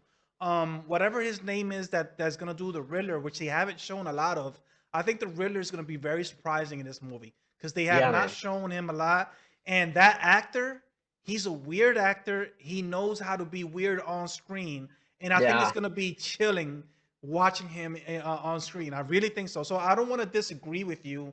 I think it has all the potential to become one of the best movies of all time, not just one of the best comic book. Mm-hmm. I think it's going to become because this is an artful movie, right? We have an artful director who's Yeah. won awards. We have incredible actors. We have all of this is incredible. My only thing is, I think people are still going to stick with the Dark Knight, because of what that movie meant when it came out, right? Yeah. It took Batman and comic book movies and superhero movies to To another another level. level. We have the Heath Ledger performance, obviously. It's like it's an important movie. It's an important movie for so Mm-hmm. many reasons, and I think because of that, it might still stay there for a while. But I agree that the Batman has everything in its arsenal to surpass. I think it might be the better movie. Like it has the potential to be the better movie. And I hope so. I hope that it's not just. I hope we don't leave the Batman saying that was an awesome Batman movie. I hope we leave thinking, wow, this was incredible. Like this was so Yeah. deep. Like how they touch these themes and the psychological. Like I hope it goes beyond just having a cool Batman movie. I think it needs to go beyond that because that's what The Dark Knight is for me. I Yeah. absolutely love how they they kind of touched on the theme of Batman is the Joker. He just chose a Mm-hmm. different path, right? Yeah. And they're two people that are traumatized by certain events, and they chose different paths because of it. And I love that theme to the Dark Knight. That's the thing that sticks out in my mind when I think about that movie. And I hope that this movie does that in some other way. I hope this movie has some theme or some performance or something that makes it special beyond simply a cool Batman movie, because we have a bunch of cool things in the trailer, but I don't want just that. I want more. Like I want more than that, and I it think seems that like it is going to Catwoman be that. will be. I mean, so Zoe Kravitz, it's a phenomenal actress, and she, she's underrated to some extent because you know we've seen her in like not too big roles, but she's gonna like blow out of proportions here too. You know what? Going back to the Dark Knight, just quick. Even though Heath Ledger Joker was just awesome, you know, just seeing him was like heart stopping. I think that Two Face portrayal in that movie it's perfect, and it's perfect, and it doesn't get too much credit because the thing about Joker, my only critique going out of the movie is that when you see Joker, especially me, you know, that I've seen like comics and movies and animated movies and all that, Heath Ledger's take on the Joker was a new take on the Joker, whereas you couldn't connect it to anything before. But Two Face here was just straight out of a comic book. Boom, there, and it worked. It worked so good. And I mean, when you see him becoming like Two Face, his suit, his approach, you were like, man, I don't know how he did it, but he just nailed that character, and that was awesome. When I saw him, the only thing is that they killed him out there, so we did not have more of him after. But if I were to change just one thing from the Dark Knight, leave Two Face alive because we needed more of him. He was just awesome in that role. I don't know. My buddy Josh, and shout out to Josh. He would love this conversation. He writes like thesis and essays on the Dark Knight and whatnot. He would love this one. I'm gonna That's shout cool. him out. Yes. Uh, How can none of this get you hyped? Like this is awesome. Like all of this stuff is well, me? yeah, I yeah. mean, I How want are to you watch not more it. I'm hyped not about like this? I want to watch it. Because when Luis was talking about the trailer and Lee said like it was an incredible Batman trailer or whatever, like your face was like, I guess. It's like how can you have I guess to that trailer? That trailer is one of the best trailers I've ever seen. Like it's incredible. I don't know when they I'm not when they hyped. have the camera switch up and the thing is burning in flames. I don't know what's burning there. Something's burning, and he's just walking, and the title screen like closes in. Man, I was like, you ended up like this. Oh man, this might be the best trailer of a comic book Yeah, movie ever. if you go back to watch Yeah, it, I have to sit back and watch it and analyze it. But I think that part with the title screen, the letters they line up with his ears, and that's how it closes. Like yeah. it's just so No, yeah, it's, perfect. it's It's so just perfect. Like yeah, the it's fact that they don't artistic give too in a much way that away. And that's another thing. We yeah, know nothing about what is this movie about. Aside from that, like we know we have the Riddler. We know that Penguin exists, although the Penguin is not. He's gonna be a side character. He's not gonna be the main character here or whatever. no, But we don't know what it's about. Like for example, when clearly, clearly the Riddler did something to Batman personal. I think this is yeah, gonna be a personal thing because the scene when he's in their interrogation scene, Batman is visibly angry. Like, what did you do? Right? He yeah. did something, and then they show like hints here and there of people watching like in shock on screen.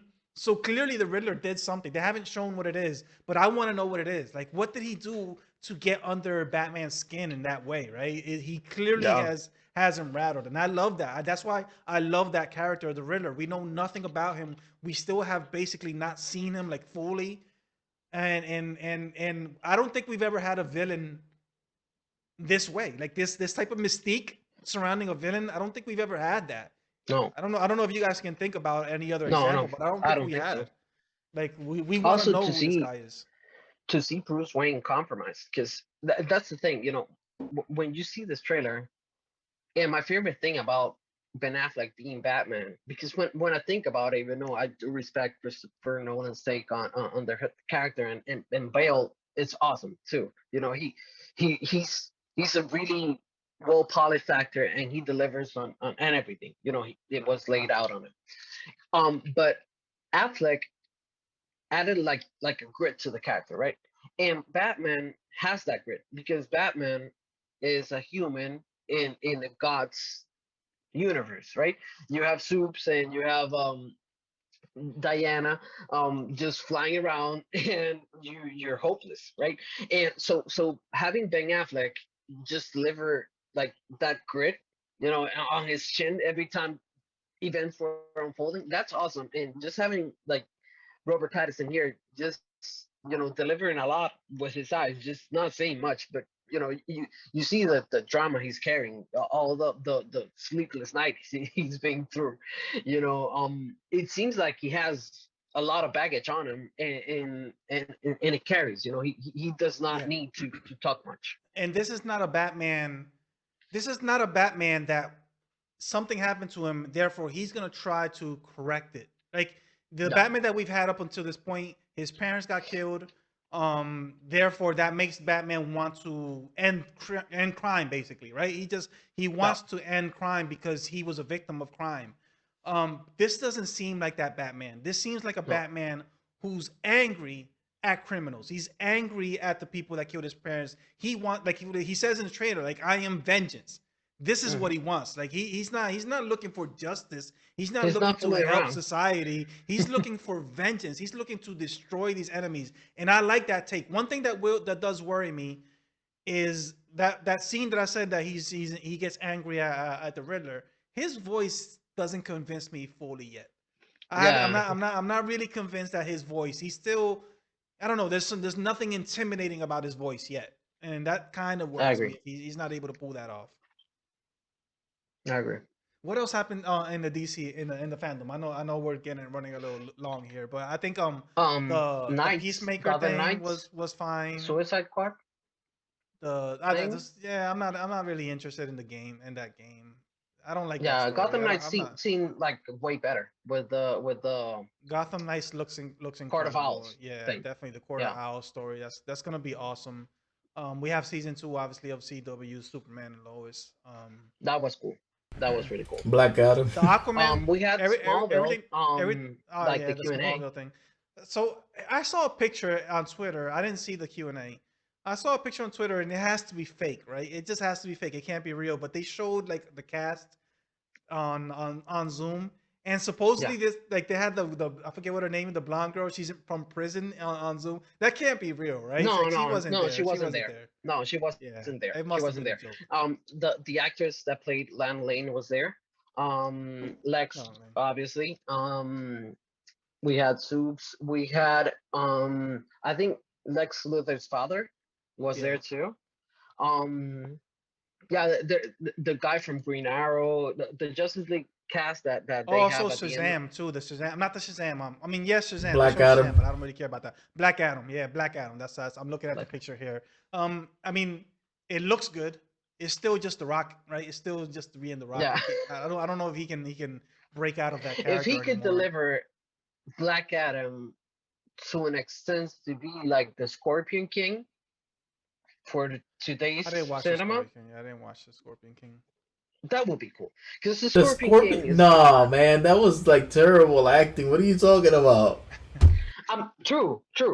I'm not saying that the acting was good. I'm just saying that the movie, it's like the Scorpion King, there's no reason for the Scorpion King to be like, right, because that was the Mummy property, that was a spinoff, right? But The Rock and the whole movie, like they sold it to you to an extent that when you were there, you were like, "This is fun. This is good. I'm enjoying this. It's not Oscar worthy, no, but Black Adam, I don't think it needs to be great. It just needs to be good. So if it were to be good, I think it will be like just that for me. What I I didn't think that like, I that's don't what it needs like to be. the teaser that we had was like I feel like this is gonna be kind of a Godzilla type thing, where the Okay. problem with Godzilla was that we have this awesome monster, but the movie wants to focus on the human beings, and nobody cares about the human beings.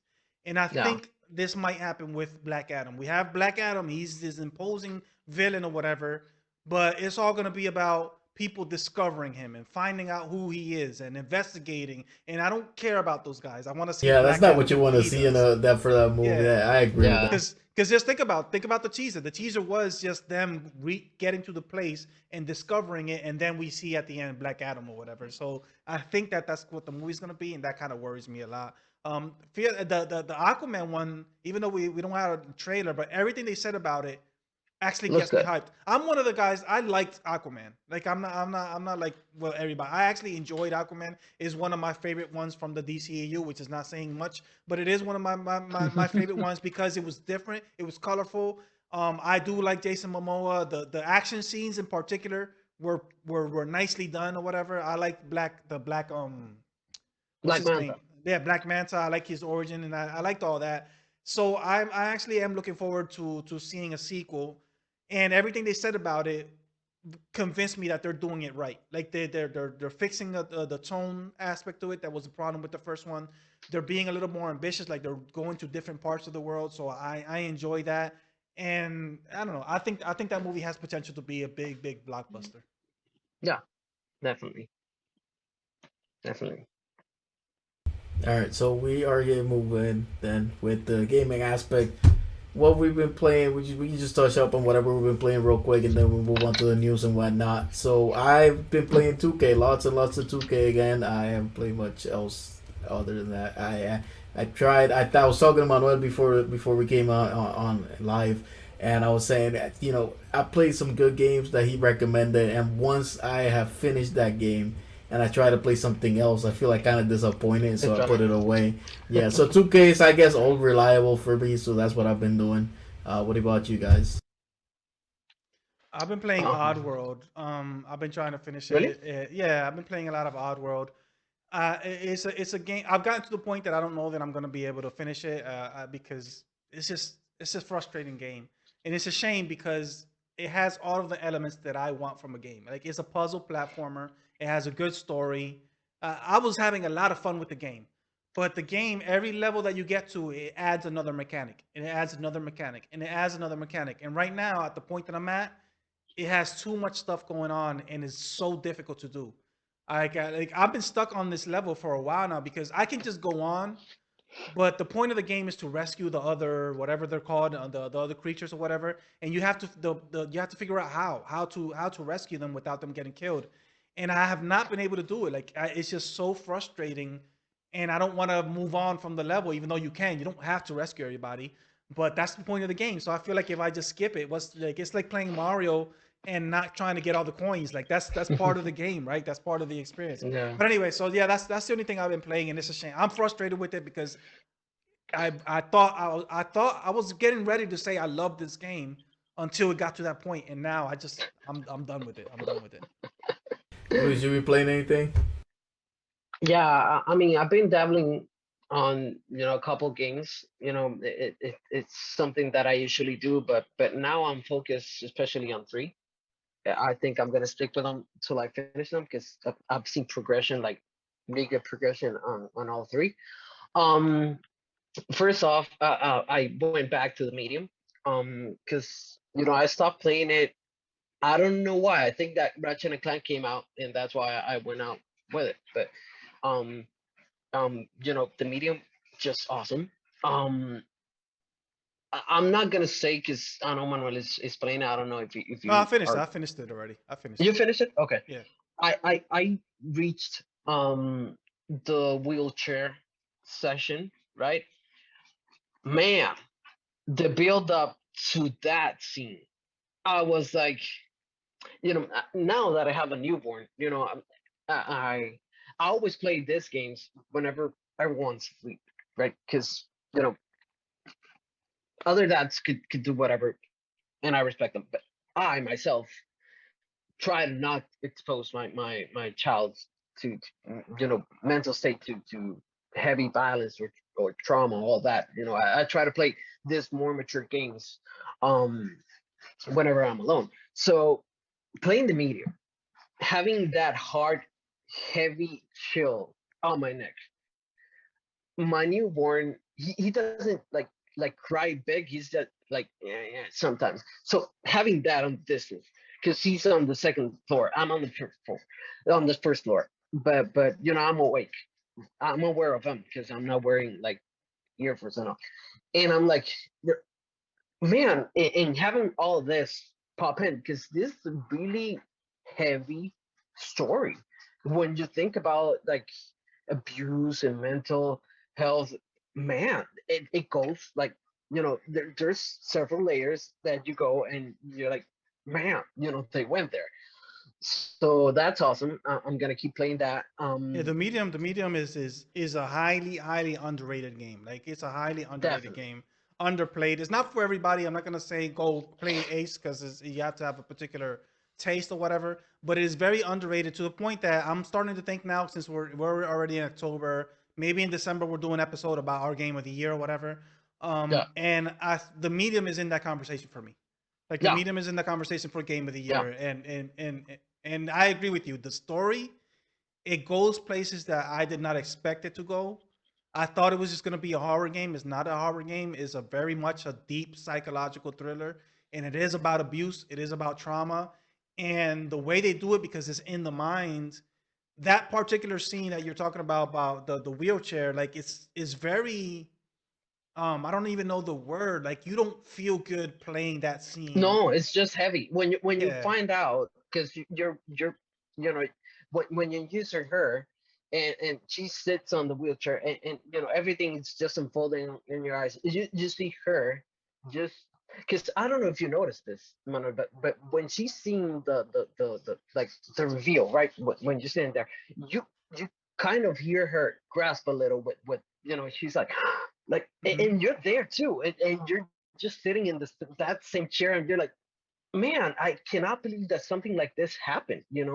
And when you think about this, it's something that actually happens in our real world, you know like a lot, and we don't address this abuse that's been going on. And it's really hard and heavy, especially me being a father, think about all these topics. It's really hard, but yeah, it's And it's, just it's there. it's kind of it's kind of disgusting. I think that's the word that I was looking for. Yeah, Like you feel kind yeah, of disgusting while you're going through the story. And the one part that I want to like they it's kind of um I don't know if it risky is the word, but I think my kind of risky the way they portray the sexual abuser, the old man, yeah. because the way they portray him is he's He has clearly layers too. he's sick. Like he's clearly a sick guy, but he Yeah. doesn't want to be sick. No. See, that's he Yeah. doesn't want to be attracted to little girls or whatever. He doesn't want to do this to little girls. And that is Yeah. like I can't believe they actually did that because usually, the way they paint is like, no, this is a bad guy. This is evil and that's that. But the way Yeah. they show this guy is like, yeah, he's evil. He He's a had monster, but he he doesn't has a want to be conflict. that. Yeah, and it feels nasty. It feels disgusting too because you don't want to empathize with somebody like that. And I don't empathize with him. No. But when we think about it, like there has to be a lot of people in this world that have these desires to do these horrible things, and they know it's horrible and they don't want to do them. Yeah. And what help exists in the society for those type of people, right? Yeah. It's There's just nothing. it's kind of scary, especially you that have kids. Like it's kind of scary to know that these type of people exist in this world, and it's pretty Definitely. scary. Definitely. And on par with that game, I've been playing Psychonauts too. Also in the game of the year discussion, at least for me, because I played a whole section. I told you guys in the chat, but briefly, Psychonauts 2, it's a childish approach to mental health. A psychonaut is someone that has the powers or the means to enter one's psyche and just see everything unfolded, but in a playful manner, right? If you're into poker, right, or gambling, you could see cards pop up, and like dices with faces and whatnot. You see some of that. But this section that I played, was regarding a professional psychonaut, right? In this universe, she is like a leader, to an extent, and she's supposed to set out an example, but she has like deep traumas that she doesn't have the time for because she's supposed to be a leader, right? So you go in to her psyche because she's actually giving you out a lesson inside her mind. She's giving out a classroom session. But she loses it, and you have to help her. And the main protagonist, Rasputin, he tries to like ensemble her mind the way that a child would be. You have this idea and this idea. Let's tie them together. Let's see if this works. Let's jump start you up. To a way, and he's unable to do that because he he does it quickly. It's not organic the way that it's done. So it's much like Inception, but here, in a platformer. And then when you see like you have to attach truth to justice, and create an idea form of that, when you have to attract wisdom to judgment, and know when to stop playing and know when you have to fold your cards because you have no money, or this becoming like a debt cycle of some sorts. It delves on into really powerful topic, which is gambling, without like getting kids to gamble and without getting adults to gamble. It's actually quite the opposite. It tells you you have to be willing to set apart from this because it's destroying you inside.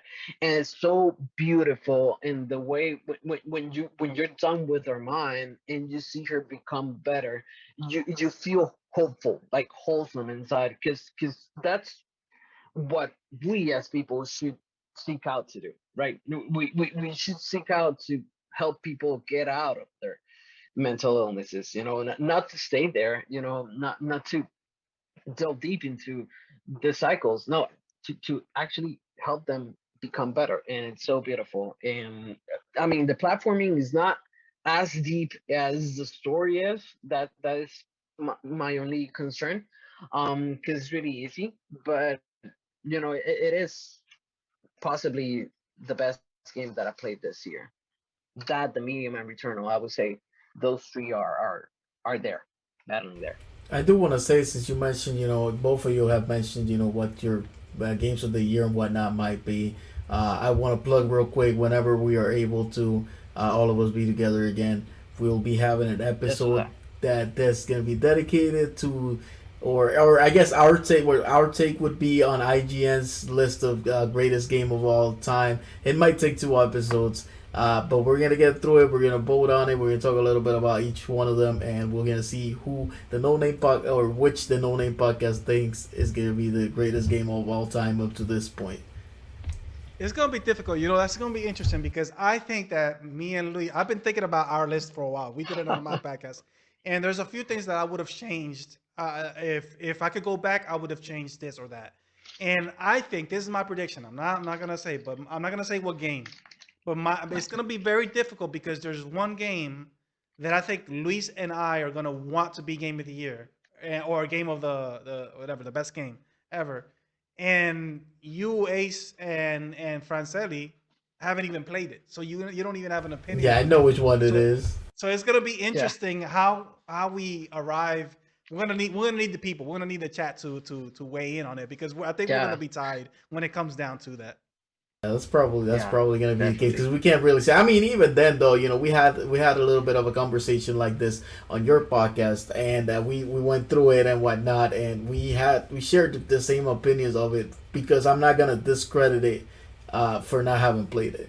Like, I know how much good stuff has been said and whatnot, where the technical things, the stuff that is done for inclusion and this and that, or all these other things, that I would not discredit it. So I mean, maybe that's gonna be the one. But the conversation is gonna be fun no matter what. Yeah. Gaming news. We got a few news this week. Let's see what we got. The uh, Game Awards are gonna be back, and they're gonna be in person, right, this year, from what I heard. I haven't heard anything You from the Game haven't? Awards. I didn't. So it's No. December 9th is gonna be the date, and from what I hear, and I think it says right there's gonna be, uh, I think that's what they were saying. I'm not 100% now, but yeah, they're back. This is the thing that most of us look forward to in the game that talk games. So That's cool. That's cool. I'm looking forward to it. we're I probably like gonna the have to Game do Awards. something I enjoy about the Game that. Awards, and I it's one of the few awards that I say they get it. They get what games are. They usually, Yeah, man. like, I usually am agreement. I don't think I can think of an example where I'm like, oh man, the Game Awards, they really robbed this game. I don't think they usually get it right. So I'm looking forward to that. Yeah, I Yeah. think we did a little something last year. So we should definitely have to set an episode aside to talk about this one when it Yeah, comes. prediction. Maybe we did predictions last time or whatever. It's gonna be Yeah. tough because this is December 9th. We're already towards the end of October, right? Mid October. I don't know how we're gonna do this because we have the game of the best game ever discussion, which is gonna take hours probably. If we try to do predictions for the Game Awards, that's gonna take a long time as well. So I don't know how we're gonna do it this year. Yes, yeah, you're not wrong. All right, so next thing that we have, and this is something that happened before, but like I said, we haven't been back for a little bit. PlayStation Studios get buys Blue Point. There's been this. Yeah. I think they're on the race again, where the Xbox is buying and they're buying and whatnot. How do you guys feeling about that moving forward? Just the purchases that they got going on and stuff like that. I mean, Everyone's this is a buying. great a great acquisition. And Yeah. if the rumors are true, well, we don't know exactly, right? But there's been rumors that they're gonna do the Metal Gear Solid remake, and they're the ones that did the remake originally, the HD remake or whatever. They're the ones that did it, so I wouldn't be surprised that they're the ones to do the actual remake now. If that's true and they make it a Sony exclusive, like that's gonna be big. That to me is gonna be pretty big. So I think Blue Point is a great acquisition. It's not like this huge Bethesda thing, but it's a solid studio that can produce solid games slash remakes. So I think that's what Sony needs. Yeah. I just had to here camera because it was dying out. Yeah, I agree with Manuel. Blue Point, it might be the best acquisition that PlayStation has gotten in a while.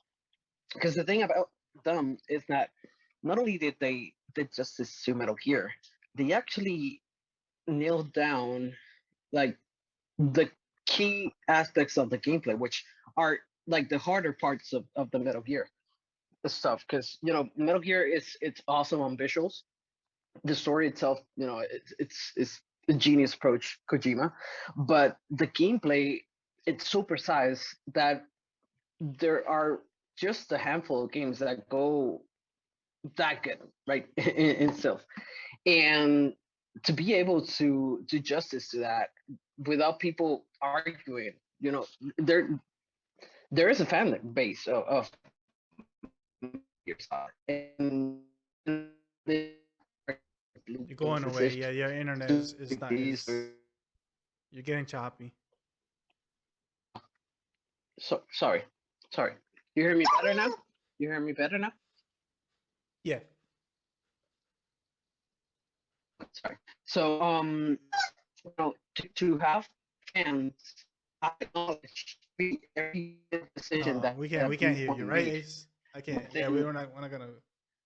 Yeah, I think we're gonna have to cut it short let me today, see if I can right? fix this. Um, I was gonna say real quick to the comment that he said. I was looking up the different acquisitions. Insomniac, we can't forget Insomniac. I think that's the best acquisition they've gotten in recent years or whatever. So, but yeah, we'll see what happens with Blue Point. I think that's gonna be pretty awesome. All right, so I'm gonna blaze through what we got left here. So the Game Pass not meeting the expectations of and sales and whatnot. That's one of the newer.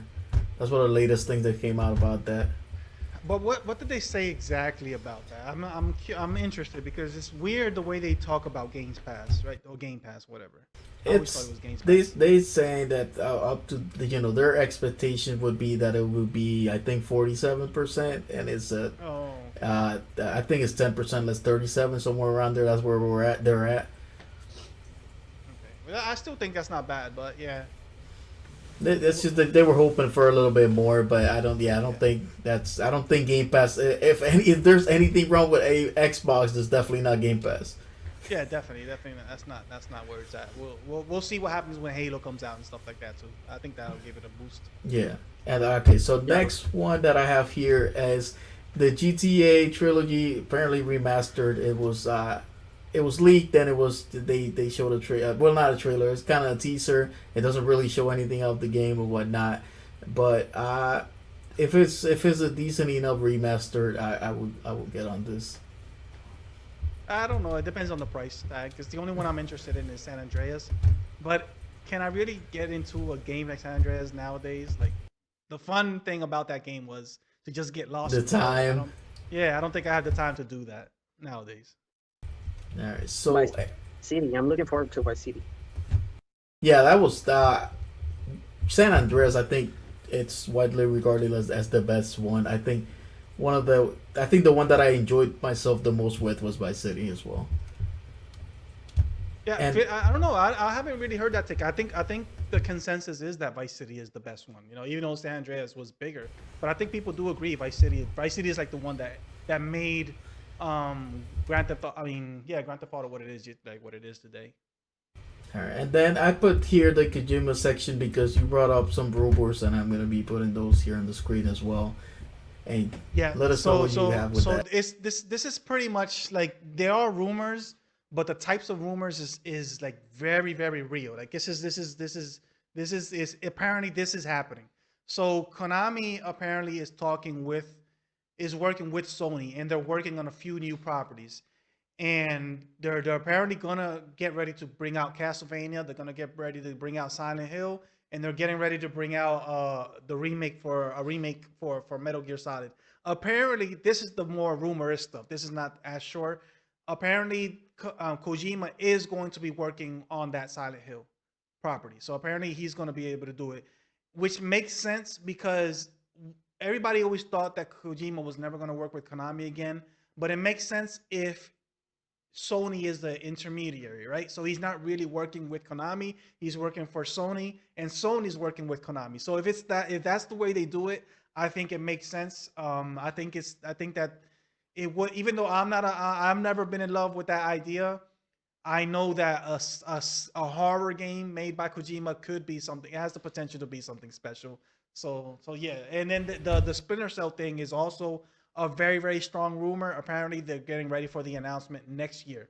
So this is not a game that's going to come out soon, but they're going to announce it next year, and it's about time. It's been 7, 8 years since the I know last this is something Splinter that you Cell. would be very much looking forward to as a stealth If they game. confirm any of these things, if they confirm the least hype I'm gonna be is the Silent Hill thing, but if they confirm Metal Gear remake, whatever Metal Gear Solid it is, and if they confirm a Splinter Cell, like that's dream come true right there.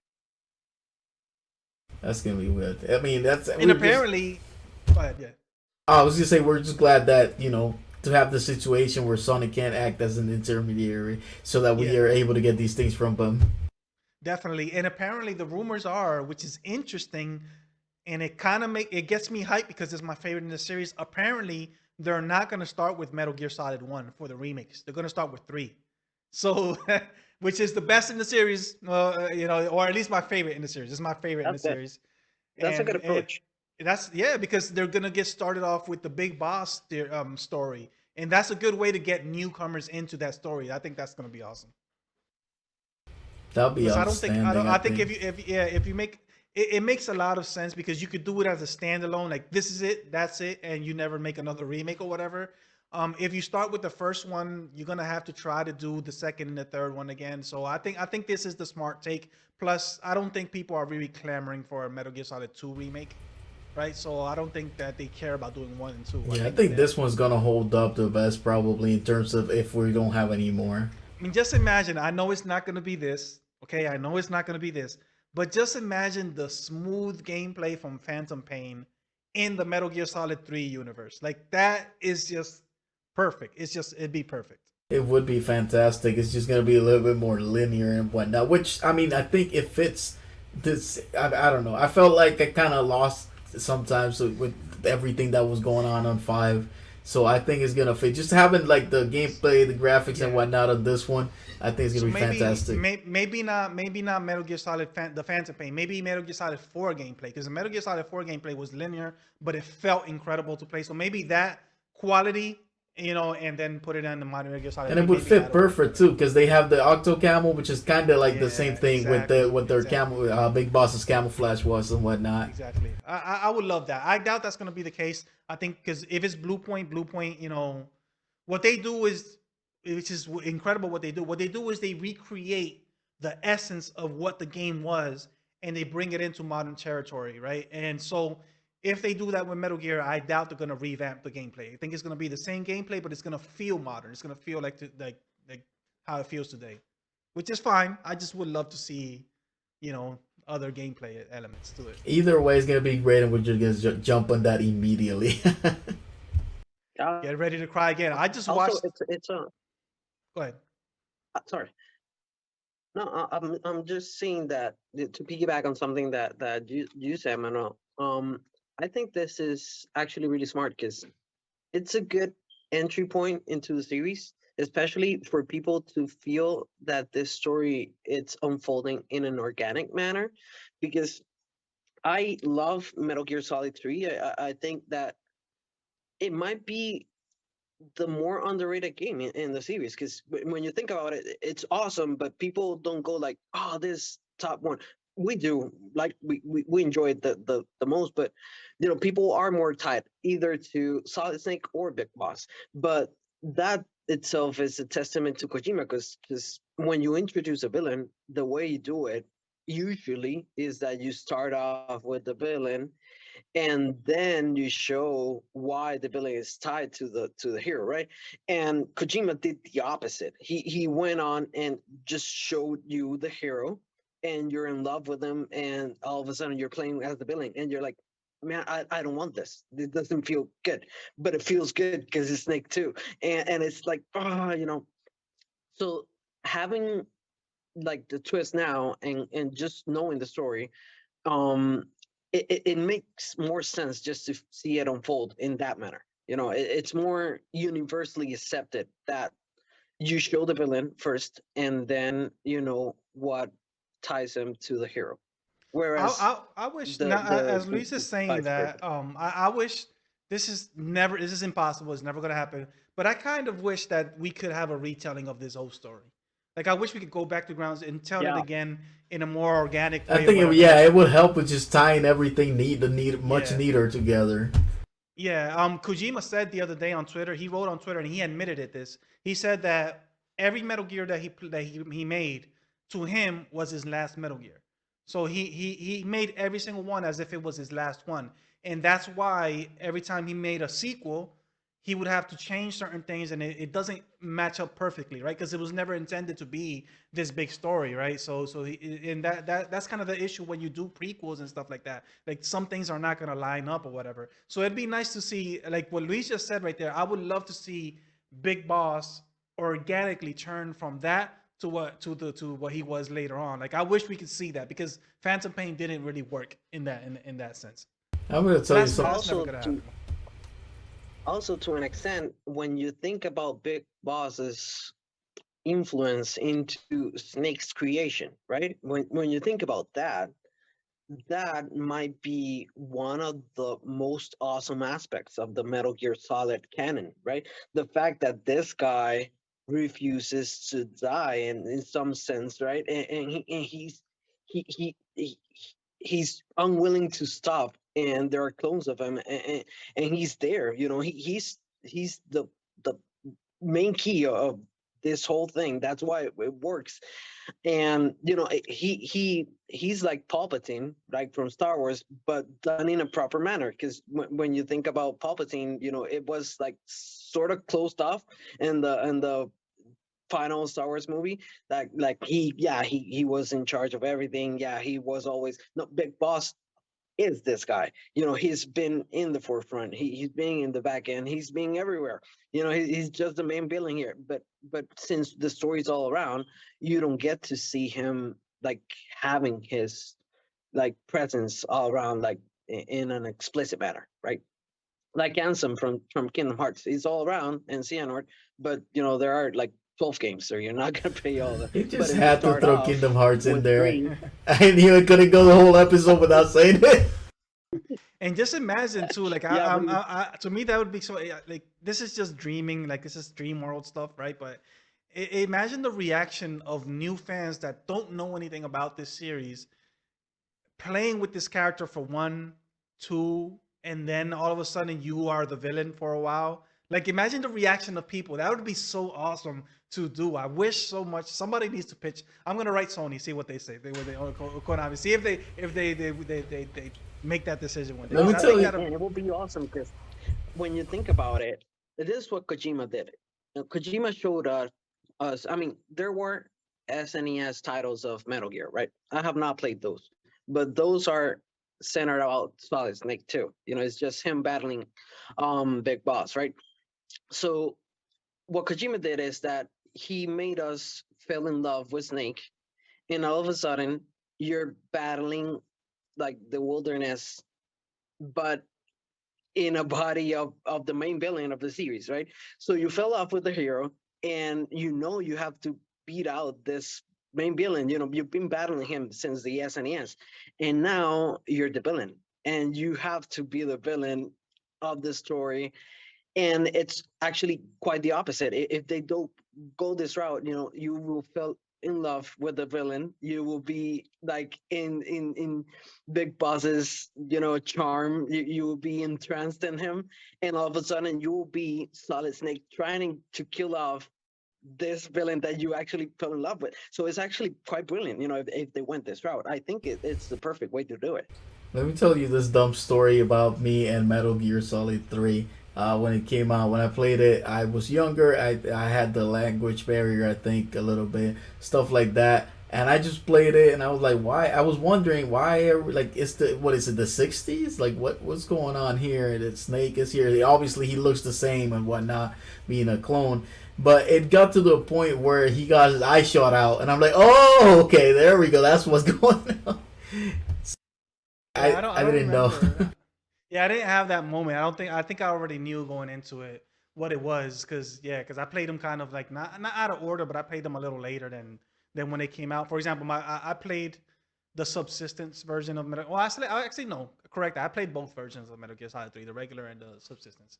But anyway, that would be so incredible to have that and to have a new take on it and bring it to a new generation like that. That's one of the reasons why Red Dead 2 is so great for me. Like I'm not gonna beat a dead horse again, but it's because I'm one of the few people that played it not knowing who the villain was. Like I didn't know Dutch was who he was, right? So it shocked me when it happened. And I think that if people go into Big Boss's story in that way, I think it'd be so much more impactful, and it'll bring Metal Gear Solid to a new generation in a different way that it hit us originally, right? Because I think what they never the promise of Big Boss becoming the villain, we never actually get to see that, right? Because nobody played the original games, the Metal Gear games, right?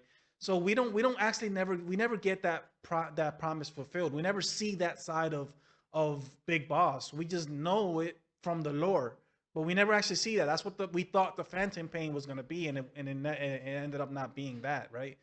And I wish that they would do it in another way. Like I wish the whole clone thing wasn't a thing. Like not clone, but I wish Big Boss was Big Boss. Like he actually became the villain.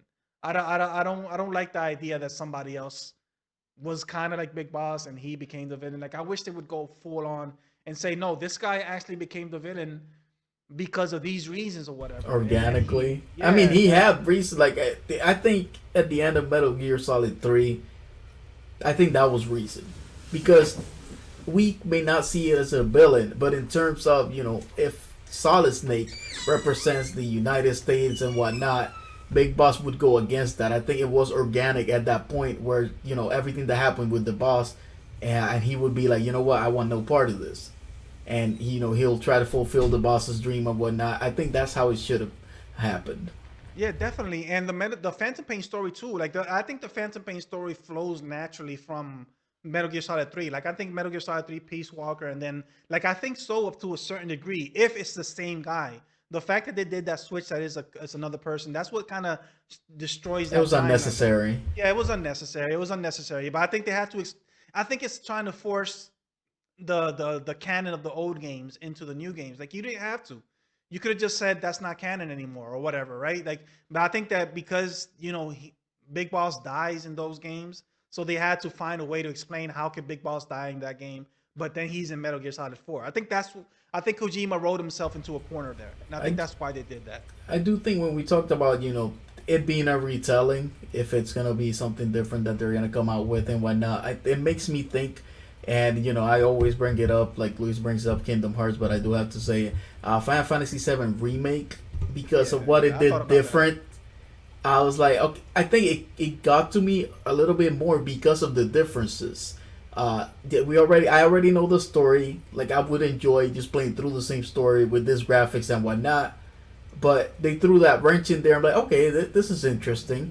Now, whether they are able to back out that promise with that they did with that game is a whole thing entirely. But I do think that's why it caught me a little bit more. Yeah, I thought about that. I thought about the Final Fantasy VII remake. Like, if you can do that with such a beloved property like Final Fantasy VII, and make it work. If in theory, right, we don't have the sequel But yet, if they it's could make this it work. is the thing that people a lot of people hated the most about this one too. That it's not the same.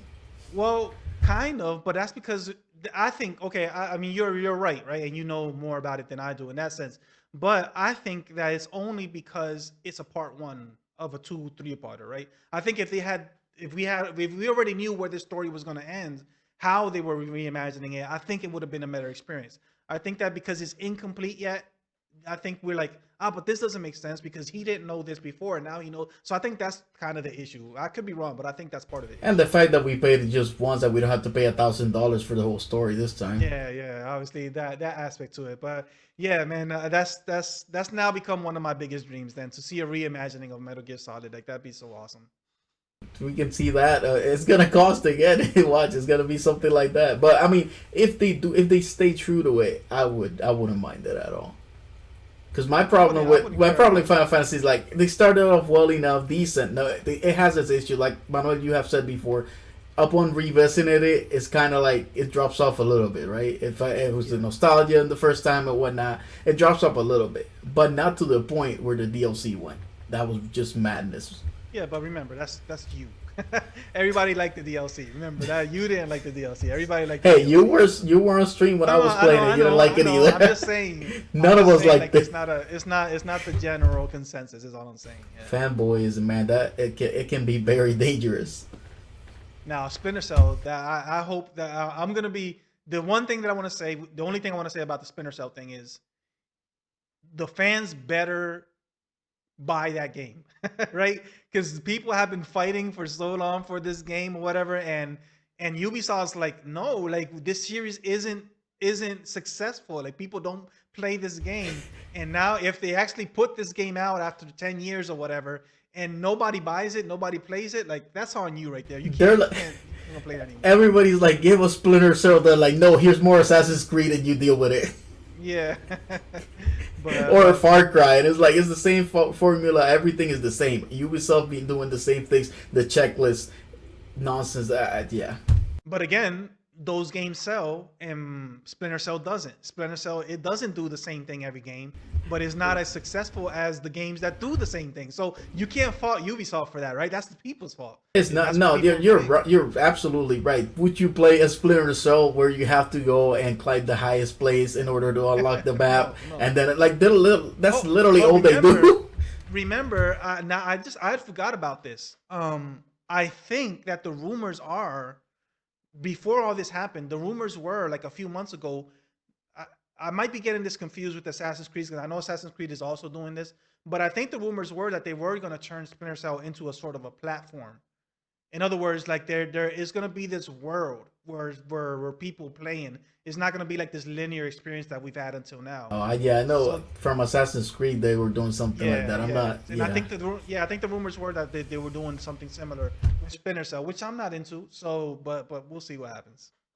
They gotta make you pay. That's why. Then again, the only thing I would like if it's well done, because I've said this, like I would love a multiplayer game stealth, like true stealth, right? Imagine like I say battle royale because that's what we know now, but just imagine a battle royale type thing scenario, but it's genuine stealth. Like we literally have to hide and talk to each other, and like that'd be a nice experience. But Yeah, I I'll be wouldn't down for want that. that. I wouldn't want that to be Splinter Cell. Like I would maybe do that aside from the mainline game. I think yeah, I think we could all appreciate that. And speaking of appreciating, we also appreciate everybody that was with us tonight. We're gonna cut it off here, and we hopefully be back. We might not be back next week. We'll see. We'll let you know how it goes. And y'all have a good night.